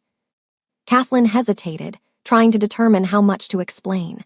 The full story, that she'd understood every word of Chu's Korean, that she'd heard him discussing criminal operations, that she'd publicly demonstrated her comprehension, and now he was in damage control mode, seemed too complex and too dangerous to articulate in the middle of a busy kitchen. "I'm not entirely certain," she said carefully, which was technically true. She didn't know exactly what accusation Chu was preparing, only that it was coming. "Of course you're not certain," Raymond muttered, setting down his clipboard with the careful control of someone who wanted to throw it but couldn't afford the loss of professional composure. "Stay here. Don't go back to that table. I'll handle this." He straightened his tie, smoothed his vest, and took a breath that was meant to be calming but came out shaky. Then he pushed through the kitchen door back into the dining room, his expression rearranging itself into the mask of concerned professional management that his job required. Kathleen stood in the kitchen's heat, surrounded by the symphony of dinner service, her heart hammering against her ribs. Miguel glanced over from his station, catching her eye and raising his eyebrows in a silent question, but she shook her head. Not now. She couldn't explain, couldn't process, couldn't do anything except wait to find out what destruction Chu Young-hee was about to rain down on her life. Through the small window in the kitchen door, she could see Raymond approaching table 5, his body language projecting concerned attentiveness. She saw Chu stand up, a sharp, aggressive movement that made nearby diners turn their heads. She saw Raymond's hands come up in a placating gesture, saw his mouth moving in words she couldn't hear. The tableau played out like a silent film, all gesture and expression without sound. Then Chu's voice cut through the ambient noise of the restaurant, loud enough to penetrate even the kitchen's insulated chaos. "I need to report a theft." The words carried with them a particular kind of violence, the verbal equivalent of pulling a fire alarm. Kathleen watched through the small window as every head in the dining room turned toward table 5. Conversations stopped mid-sentence. Silverware paused halfway to mouths. The entire restaurant's attention focused like a spotlight on the man in the electric blue suit who stood with his hands raised, his face arranged in an expression of outraged disbelief. "My watch," Chu was saying, his voice pitched to carry across the entire space. "My watch is missing. It was right here on my wrist and now it's gone. A $50,000 Patek Philippe, custom diamond setting. Someone has stolen it." Miguel whistled low between his teeth. $50,000, he said quietly. "That's not just a theft, that's a felony." Kathleen's blood had gone cold. She watched Raymond's body language shift from concerned to alarmed, watched him say something to Chu that she couldn't hear, watched Chu shake his head with theatrical emphasis. This was the plan, then. Not just a complaint about poor service, but an actual crime. An accusation serious enough that police would be called, that her employment would be terminated immediately, that her credibility would be destroyed before she could speak to anyone about what she'd overheard. It was brilliant in its cruelty. A fired waitress accused of theft had no credibility. Even if the accusation didn't stick, even if there was no evidence, the mere fact of it would follow her. Future employers would see the termination, the police report, the incident. Who would believe anything she claimed about overhearing criminal conversations when she'd been accused of stealing from the very customer she was making allegations about? Through the window, she watched Raymond speaking urgently, probably asking what had happened, when Chu had last seen the watch, whether he was absolutely certain it had been stolen rather than misplaced. Standard manager protocol for these situations: verify the claim before escalating to involving law enforcement. Chu was shaking his head, his gestures growing more agitated. "I know exactly when it disappeared," he said, his voice still loud enough for Kathleen to hear even from the kitchen. "It was when your waitress came to take our order. She was standing right here, and I felt something. I thought she'd bumped my arm reaching across the table. But now I realized she was stealing my watch right off my wrist." The accusation was absurd on its face. You couldn't remove someone's watch without them noticing, couldn't unfasten a clasp and slide an expensive timepiece off someone's wrist while they were conscious and aware. But the absurdity didn't matter. What mattered was that he'd made the claim publicly, that witnesses had heard it, that the machinery of consequence was now in motion. David Cho had stopped barking orders, his attention drawn to the drama visible through the kitchen door window. "What's happening?" he asked, moving closer to where Kathleen stood frozen.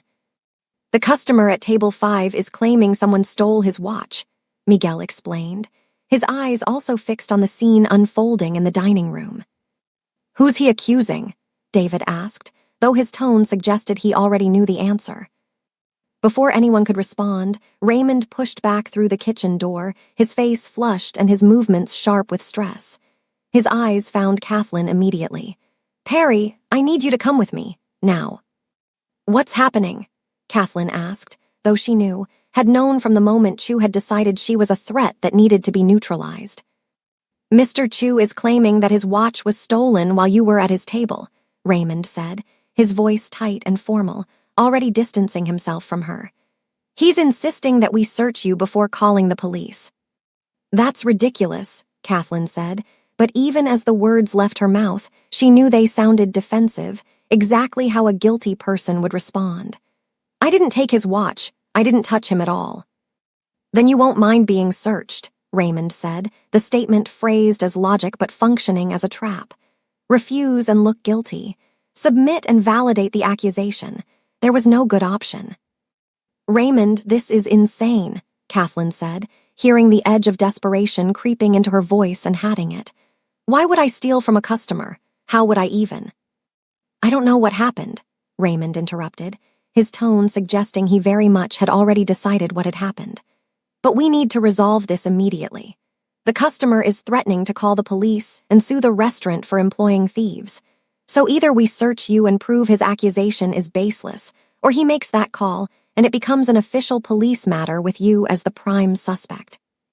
It was already a police matter in Chu's mind, Kathleen knew.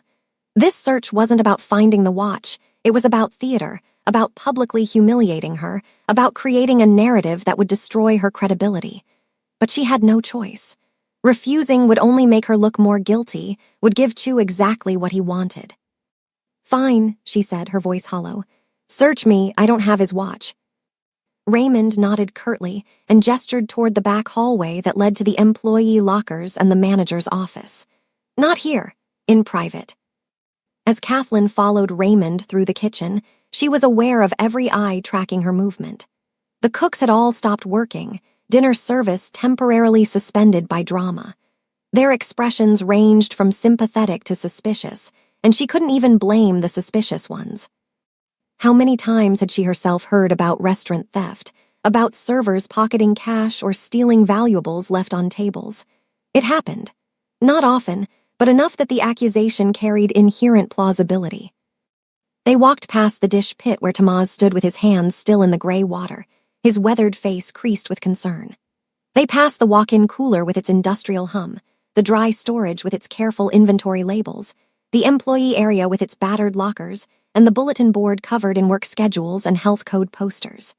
Raymond opened the door to his small office, barely more than a closet with a desk and a filing cabinet, and gestured for Kathleen to enter. "Empty your apron pockets," Raymond said, his tone clinical now, professional distance fully engaged. He was protecting himself, Kathleen realized. If she really had stolen the watch, he needed to demonstrate that he'd followed proper protocol. If she hadn't, he still needed to demonstrate that he'd taken the accusations seriously enough to investigate thoroughly.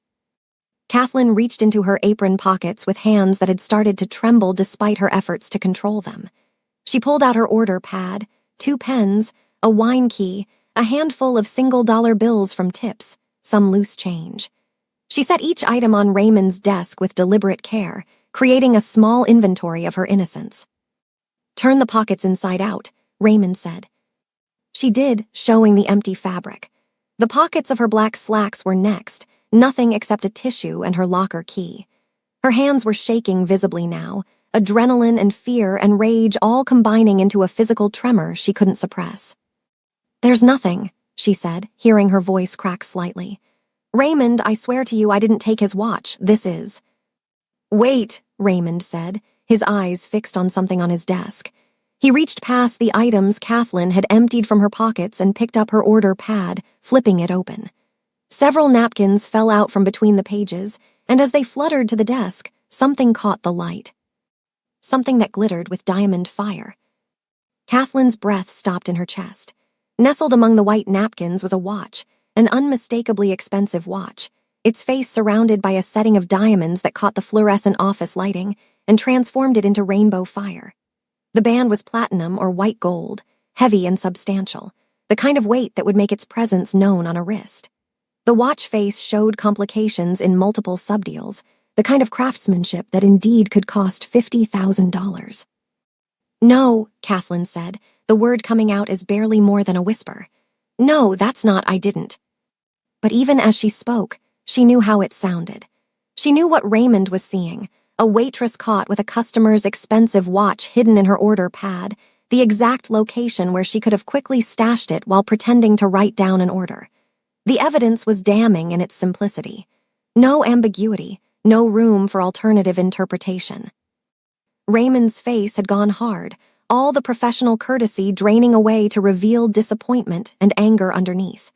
"Kathleen," he said, her first name sounding like an accusation. "What the hell were you thinking?" "I didn't take it," Kathleen said, but her voice sounded weak even to her own ears, the protest of someone caught red-handed trying desperately to deny reality. "Raymond, I swear to you, someone planted that. It wasn't there when I—" "Someone planted it," Raymond repeated, his tone making the claim sound as absurd as it probably was. "Someone planted a $50,000 watch in your order pad. The customer somehow snuck into the kitchen while you were gone and framed you." "Not the kitchen," Kathleen said, her mind racing backward through the evening, trying to understand the mechanics of what had happened. At the table, when I was taking his order, he must have. There was a moment when he reached across. I thought he was gesturing, but he could have slipped it between the pages then. Raymond, you have to believe me. This is a setup. He's trying to discredit me because I.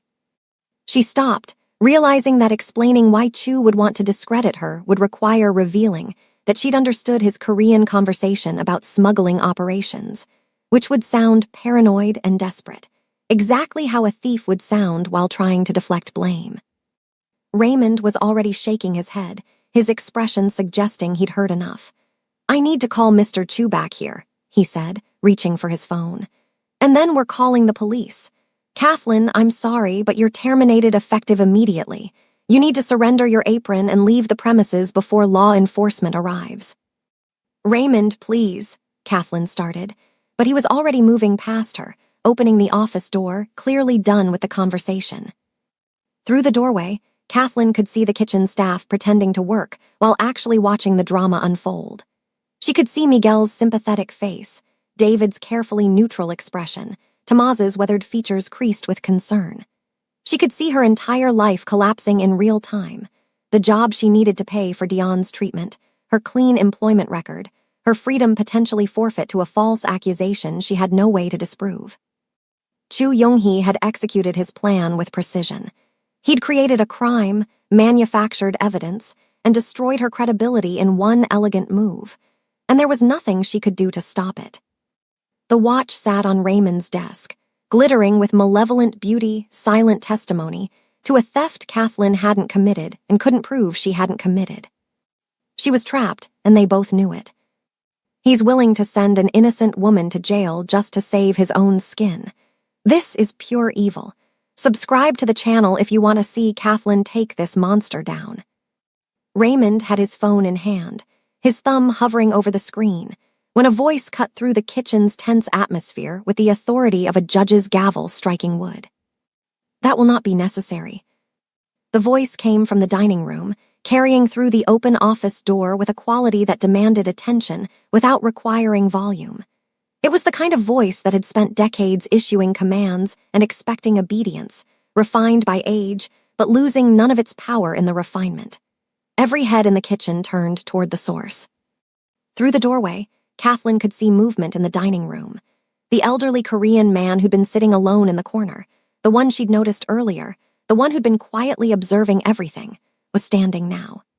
He rose with the deliberate care of someone whose body required consideration, but whose bearing suggested that consideration was a concession to physics rather than frailty.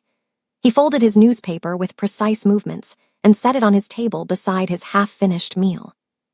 Raymond's thumb had frozen over his phone screen. Sir, I'm sorry, but this is a private matter between the restaurant and our employee. Nothing that occurs in a public dining room is truly private, the elderly man said, his English accented but impeccable, each word enunciated with the clarity of someone who'd learned the language through formal study rather than immersion. Particularly when it involves false accusations and theatrical performances designed to deceive. He began walking toward the kitchen, his gait measured but steady. He was shorter than Kathleen had realized from seeing him seated, perhaps 5'7", but he moved with a kind of gravitational presence that made his physical stature irrelevant. He wore a simple dark suit, well-tailored but understated, the kind of expensive clothing that announced its quality through cut and fabric rather than flash. His face was deeply lined, the map of 7 or 8 decades of life etched into skin that had the particular texture of someone who'd spent significant time outdoors before age and status moved him inside. His hair was silver-white, cut short and neat, and his eyes, dark and sharp behind wire-rimmed glasses, carried an intelligence that seemed to catalog and assess everything they encountered. The kitchen staff parted instinctively as he approached, creating a path not because he demanded it, but because his presence simply reorganized space around itself. David Cho, who normally treated everyone except his suppliers and the restaurant owner with barely disguised contempt, actually bowed slightly as the man passed, a gesture so reflexive it seemed unconscious. The elderly man stopped at the threshold of Raymond's office, his eyes moving from the manager to Kathleen to the watch sitting on the desk, its diamonds still catching the light. His expression remained neutral, but Kathleen saw something flicker in his eyes, recognition, perhaps, or confirmation of something he'd already concluded. "Who are you?" Raymond asked, his tone caught between irritation at the interruption and uncertainty about whether this person required deference. "My name is O Sang-jin," the man said simply, as if the name alone should convey all necessary information. "Chairman O, if you prefer formality. I have been dining quietly in your establishment for the past 3 hours, observing the evening's service with interest." Raymond's face had gone pale. Even Kathleen, with her limited knowledge of Korean business culture, recognized that chairman as a title carried significant weight. This wasn't just an elderly diner. This was someone of substantial position, someone whose opinion could make or break reputations. "Chairman O," Raymond said, his voice taking on an obsequious quality that Kathleen had never heard from him before. "I apologize for any disturbance. We're dealing with an internal matter, an accusation of theft from one of our customers. We'll have it resolved quickly and—" "You will resolve nothing by calling the police to arrest an innocent woman," Chairman O interrupted, his tone not raised but carrying an edge that suggested contradiction would be unwise. "Because that is precisely what you were about to do, is it not? Arrest Ms. Perry based on the word of a man whose integrity is, shall we say, questionable at best." "Sir, with respect, the watch was found in her possession," Raymond said, gesturing toward the desk. "The evidence is quite clear." "Evidence," Chairman O repeated, the word carrying a weight of skepticism. "Yes, let us discuss evidence. I have been sitting in this restaurant since 5:30 this evening. I chose that particular corner table because it offers excellent sightlines across the entire dining room, a habit from my years in business, always preferring to see all exits and entrances. From that vantage point, I have observed many things." He moved fully into the small office now, his presence making the already cramped space feel even smaller. Raymond stepped back instinctively, creating room.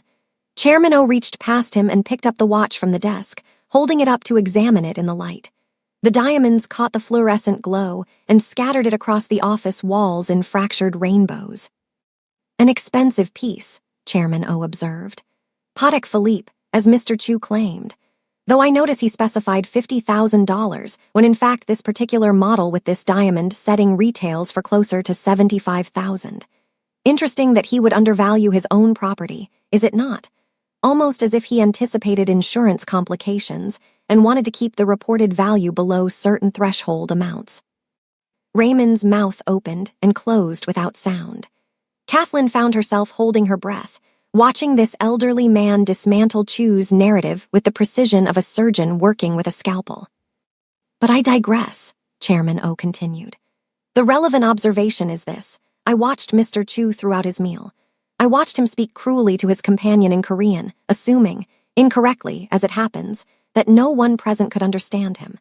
I watched him engage in an elaborate performance designed to humiliate your employee, Ms. Perry here, by ordering dishes not available on your menu in a dialect calculated to be obscure. And I watched what happened when Ms. Perry revealed her comprehension of his language."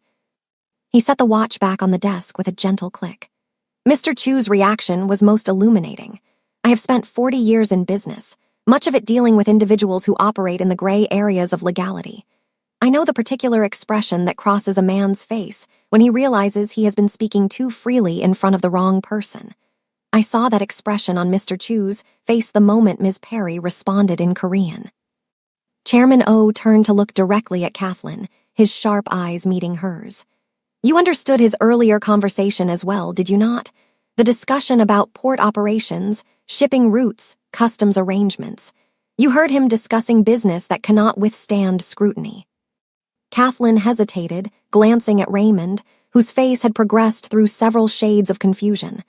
"Yes, sir," she said finally. "I understood everything." "Of course you did," Chairman O said, something that might have been approval flickering across his features. "Your linguistic training would have made that inevitable. And Mr. Chu, realizing his error, needed to discredit you before you could share what you'd heard with anyone who might act on that information. Hence the theater of the theft." "You're saying the customer planted his own watch on her?" Raymond asked, his tone suggesting he was struggling to process this reversal. I am not saying it, Chairman O replied. I am stating it as an observed fact. I watched Mr. Chu's hands throughout the interaction. When Ms. Perry approached the table to take their order, she set her order pad on the edge of the table. Standard practice, I believe, to have a writing surface easily accessible. Mr. Chu made a gesture, ostensibly reaching for his water glass, that brought his hand near the order pad. The movement was quick, but not so quick that I failed to notice him removing his watch and sliding it between the pages of her pad.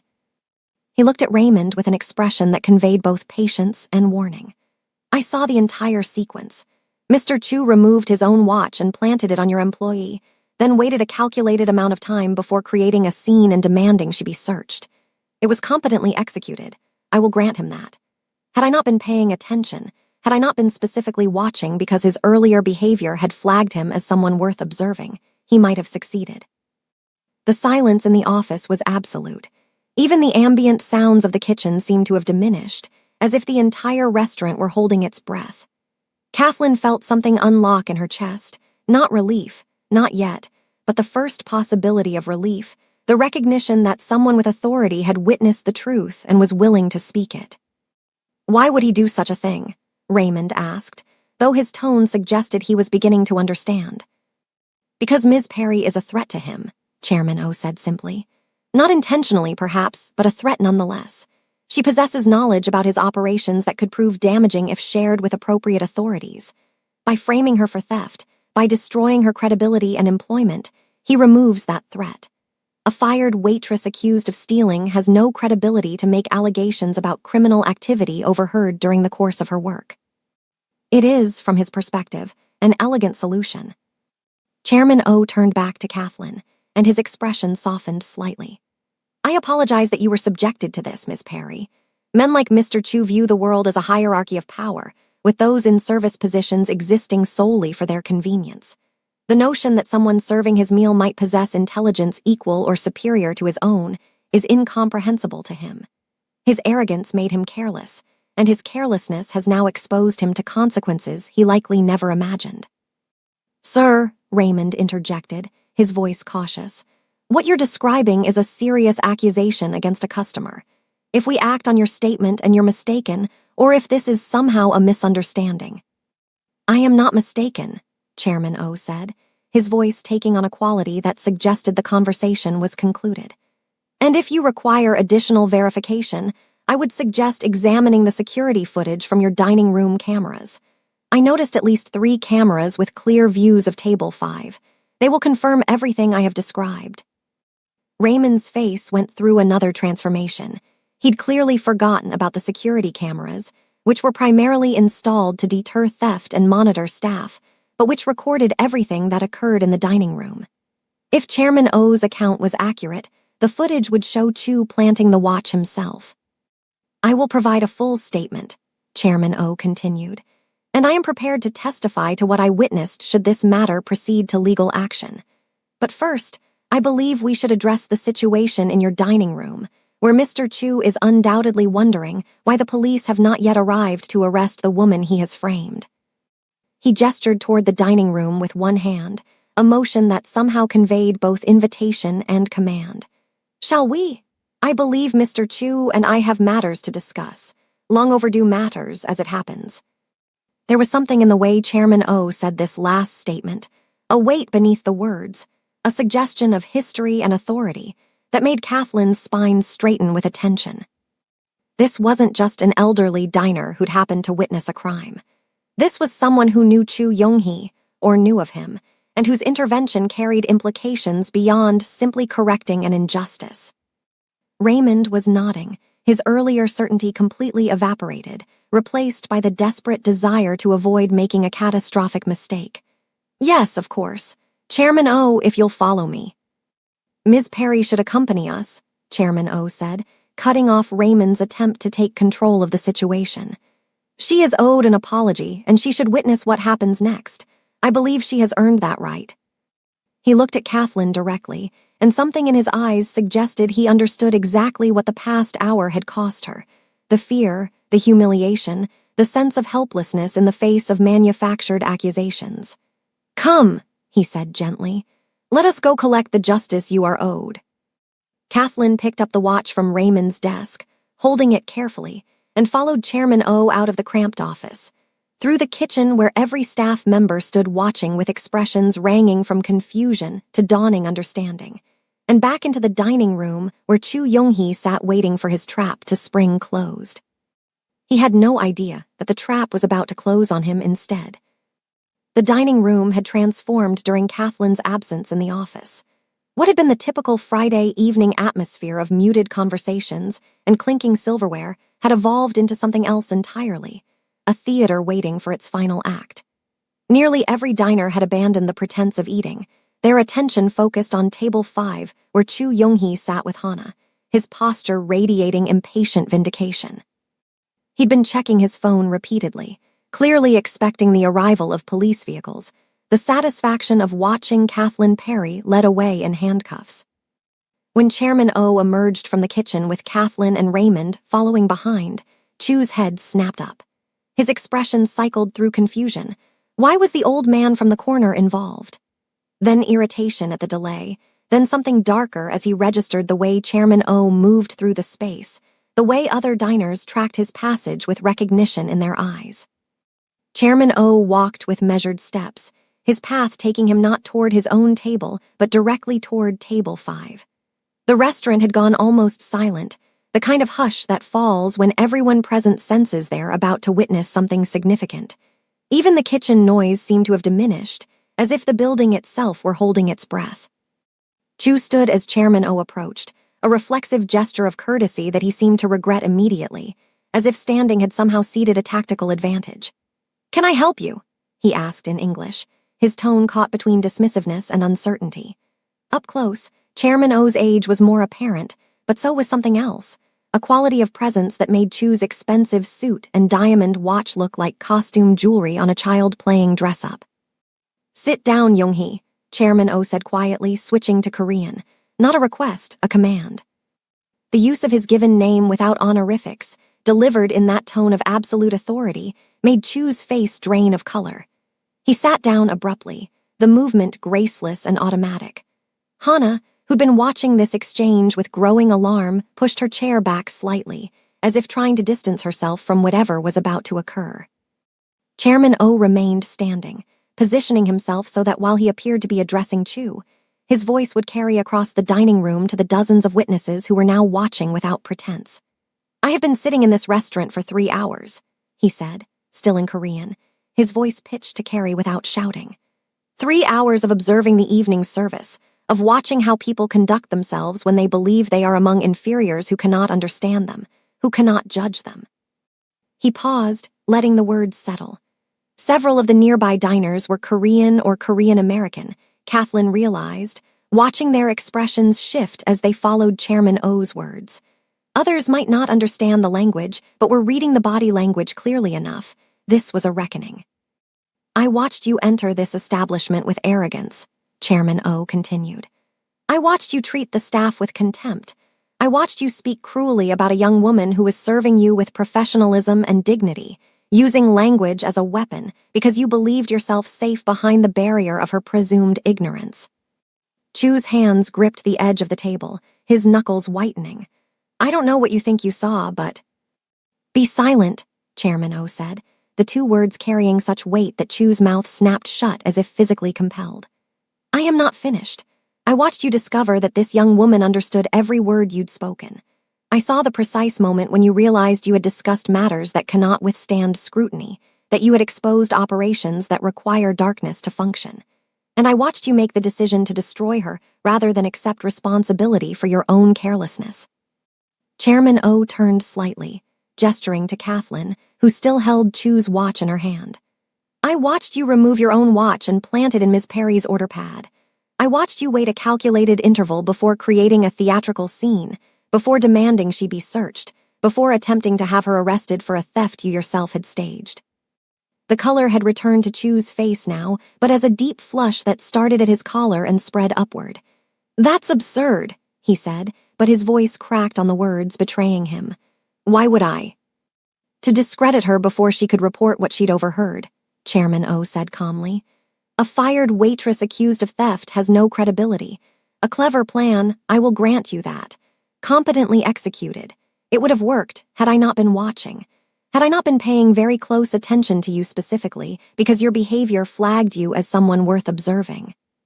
He moved closer to the table, his hands clasped behind his back, his posture suggesting a teacher addressing a disappointing student. Do you know why I was paying such close attention to you, Young-hee? Can you guess why a man of my age would spend his Friday evening in a restaurant, reading a newspaper he'd already finished, watching the dining room with particular interest? Chu shook his head mutely, but something in his eyes suggested a terrible suspicion was beginning to form. Because I received a report 3 days ago, Chairman O said, his voice taking on a harder edge now, about certain operations in Incheon, shipping irregularities, modified containers, customs documentation that didn't match cargo manifests. The report mentioned that these operations were being coordinated by a young, ambitious member of an organization I have significant interest in. An organization I helped build 40 years ago, long before you were born. The air seemed to have been sucked out of the dining room. Every person present understood they were witnessing something beyond a customer complaint, beyond even the exposure of a frame-up. This was something else entirely. Chairman O's voice remained calm, almost conversational, but underneath ran a current of absolute authority. The report gave me a name, Chu Young-hee. It described a man who believed his cleverness entitled him to operate without oversight, who confused the absence of immediate consequences with permission, who mistook my distance from day-to-day operations as weakness rather than delegation. Chu had gone gray now, a sickly pallor that made his expensive suit look like a shroud. Chairman O, he whispered, the title emerging with the recognition of who exactly he'd been performing for. I didn't know, I would never have.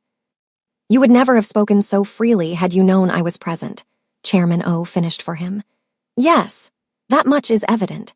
But the fact that you would speak this way at all, that you would discuss sensitive operations in a public restaurant, that you would treat people with such contempt simply because you believed yourself beyond their comprehension. These things tell me everything I need to know about your judgment and your character. He turned to address the dining room at large, switching to English now so that everyone present could understand. I built my organization on certain principles: discretion, honor, respect for those who serve, regardless of their station, the understanding that true power requires no demonstration, that those who must announce their importance possess none. His gaze returned to Chu, and there was something almost sad in his expression now, the disappointment of someone who'd hoped for better. You possess none of these qualities. You are a man who must steal from the poor to feel rich, who must diminish others to feel elevated, who mistakes cruelty for strength. You have no honor, and a man without honor has no place at my table. The words fell like a judge's sentence, final and irrevocable. Around the dining room, those who understood the full implications of what was being said watched with expressions that mixed shock and fascination. Chairman O was doing more than firing an employee. He was severing someone from an entire network of power and protection, casting them out into a world where they would face consequences without support. You are dismissed from your position, effective immediately, Chairman O continued, switching back to Korean for these crucial words. You will surrender all access, all connections, all resources you've been provided. You will discover that doors which opened easily will now remain closed, that phone calls will go unreturned, that the protection you've enjoyed no longer exists. And you will face the legal consequences of your actions here tonight, the attempted frame-up, the false accusations, without the benefit of organizational support. Was shaking now, his hands trembling visibly on the table. Please, he said, his voice barely above a whisper. Chairman O, please, I can explain. There is nothing to explain, Chairman O said. I have seen everything I need to see. Your judgment is flawed. Your character is compromised. And most damning of all, you lack the wisdom to recognize when you are in the presence of those who surpass you. He gestured to. This young woman, whom you treated as beneath your notice, possesses more honor in her restraint tonight than you have demonstrated in your entire career. He turned to, who'd been standing frozen throughout this entire exchange. Your employee is innocent of all accusations. The watch was planted by Mr. himself, as I am prepared to testify under oath. I recommend you review your security footage, which will confirm everything I've stated. Ms. Perry's employment should be continued without blemish on her record, and I would suggest she deserves both an apology and compensation for the distress this incident has caused. Nodded frantically. Yes, of course, Chairman O. Ms. Perry, I sincerely apologize. But Chairman O raised a hand, cutting off the manager's words. He turned too, his expression softening slightly. Ms. Perry, I wonder if I might speak with you privately before I leave this evening. I have a proposition that may interest you. Found her voice, though it came out smaller than she intended. Yes, sir, of course. Chairman O nodded, satisfied, then looked one final time at, who sat collapsed in his chair, the electric blue suit that had announced his confidence now looking garish and absurd. You should leave now. Take your companion, settle your bill, and leave.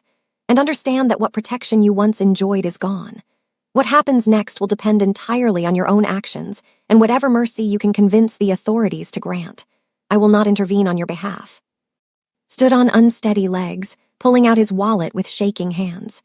Had already grabbed her clutch and was moving toward the exit, clearly wanting to be as far from this disaster as possible. Threw several $100 bills on the table, too much probably, but he was beyond calculating proper amounts, and turned to follow her. As he passed, he paused, and for just a moment their eyes met.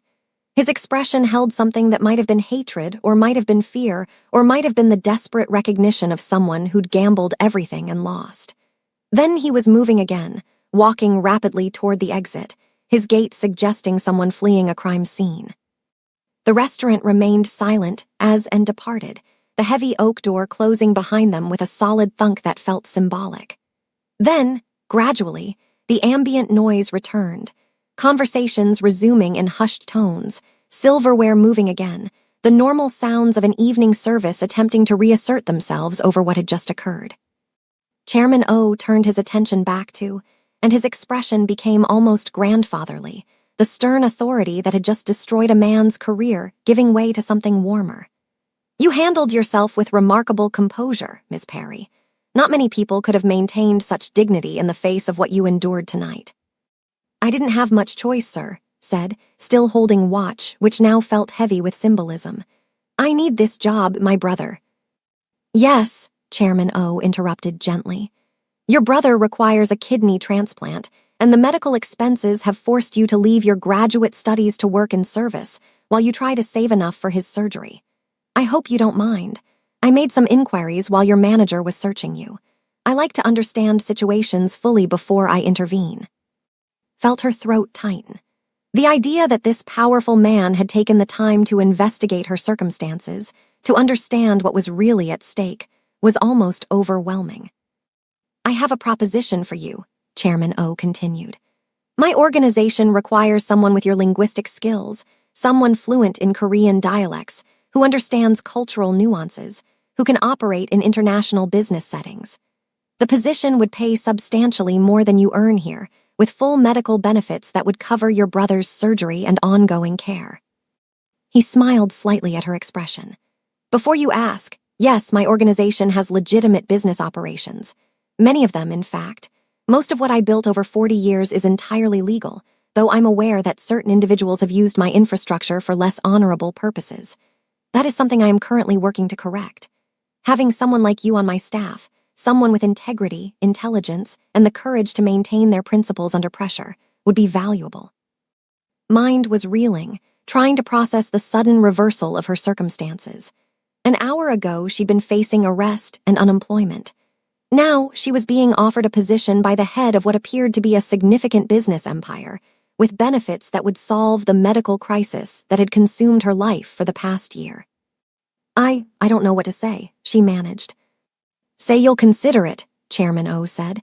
Take the weekend, think about what you want for your future, then call this number on Monday. He produced a business card from his jacket pocket, plain cream with simple black text, a phone number and nothing else. We'll discuss the specifics then. He turned to leave, then paused, looking back at her one more time. You have a gift, Miss Perry, not just for languages, but for maintaining grace under pressure, for seeing clearly when others are trying to blind you with fear or intimidation. Those qualities are rare and valuable. Don't waste them in a place that doesn't appreciate what you offer." And then he was walking toward his corner table to collect his coat and newspaper, moving through the dining room with the same measured steps, leaving standing in the middle of the azure, holding a watch that wasn't hers and a business card that might represent her future. Appeared at her elbow.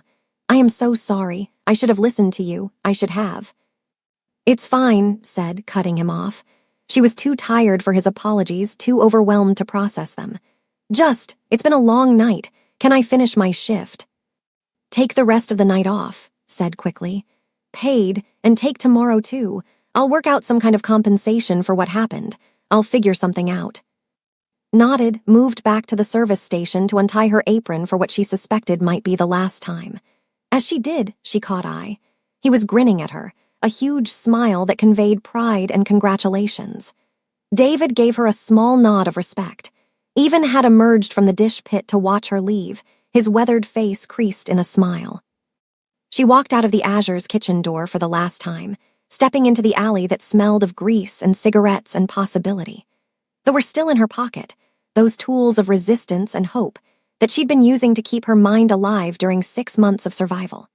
She pulled them out and looked at them in the dim light from the kitchen door, these small pieces of cardstock that represented who she really was beneath the uniform. She wouldn't need them anymore. The United Nations General Assembly Hall was nothing like the Azure's dining room, though both were places where powerful people gathered to conduct business. The soaring ceiling, the distinctive green marble, the curved rows of delegation seats. Kathleen had seen it in photographs, but nothing had prepared her for the reality of standing at the translator's station, wearing a tailored charcoal business suit that fit her properly because she could finally afford proper tailoring, her hair styled professionally, speaking into a microphone that carried her words to diplomats and delegates from around the world. Chairman O was at the podium, delivering an address about international trade ethics and the responsibility of business leaders to operate with integrity. His speech was in Korean, carefully crafted for this audience, and Kathleen was translating in real time, her years of training and her natural gift combining to render his words into English with precision and nuance. She'd been working for Chairman O's organization for 3 months now. The job was challenging in ways that engaged her intellect rather than depleting it. The medical benefits had kicked in immediately, and Dion's surgery had been scheduled for 2 weeks after she started. The transplant had been successful. Her little brother was recovering, gaining back the weight he'd lost, returning to the basketball court with the cautious enthusiasm of someone who'd been given their life back. Her mother had cried when Kathleen told her about the job, about the insurance, about the surgery being scheduled. They'd stood in their cramped apartment kitchen and held each other and cried together, the weight of a year's worth of fear and struggle finally lifting. In a hospital room in Chicago, Dion was watching the UN proceedings on television, his laptop open beside him as he tried to simultaneously follow the coverage and finish his homework. He'd sent Kathleen a text that morning. "My sister is translating at the UN. How am I supposed to concentrate on algebra? You're making me look bad." She'd sent back, "Focus on your algebra. Someone needs to be the family math genius since I clearly failed at that." His response had been a string of laughing emojis and a photo of him pointing at the television screen where she was visible in the background of a shot of Chairman O at the podium. As Kathleen translated Chairman O's closing remarks about honor and integrity in business, about treating all people with respect regardless of their station, about the responsibility of those with power to use it justly, she thought about that night at the Azure, about Chu Young-hee and his electric blue suit, his diamond watch, his arrogance that had contained the seeds of his own destruction, about the invisible wall she'd built to protect herself, and the moment she'd chosen to let it fall. She'd heard through the network of Chairman O's organization that Chu had been arrested 2 weeks after that night, charged with customs fraud and smuggling. Without organizational protection, he'd had no defense against the investigation that Chairman O had apparently been conducting for months. The frame-up at the restaurant had been the final piece of evidence needed to demonstrate his judgment was compromised, his methods unacceptable. Sometimes Kathleen wondered if she'd stayed calm that night because of strength or simply because she'd had no other choice. If the same situation happened now, someone trying to frame her, to destroy her credibility, to steal her future, Would she be able to maintain that same composure?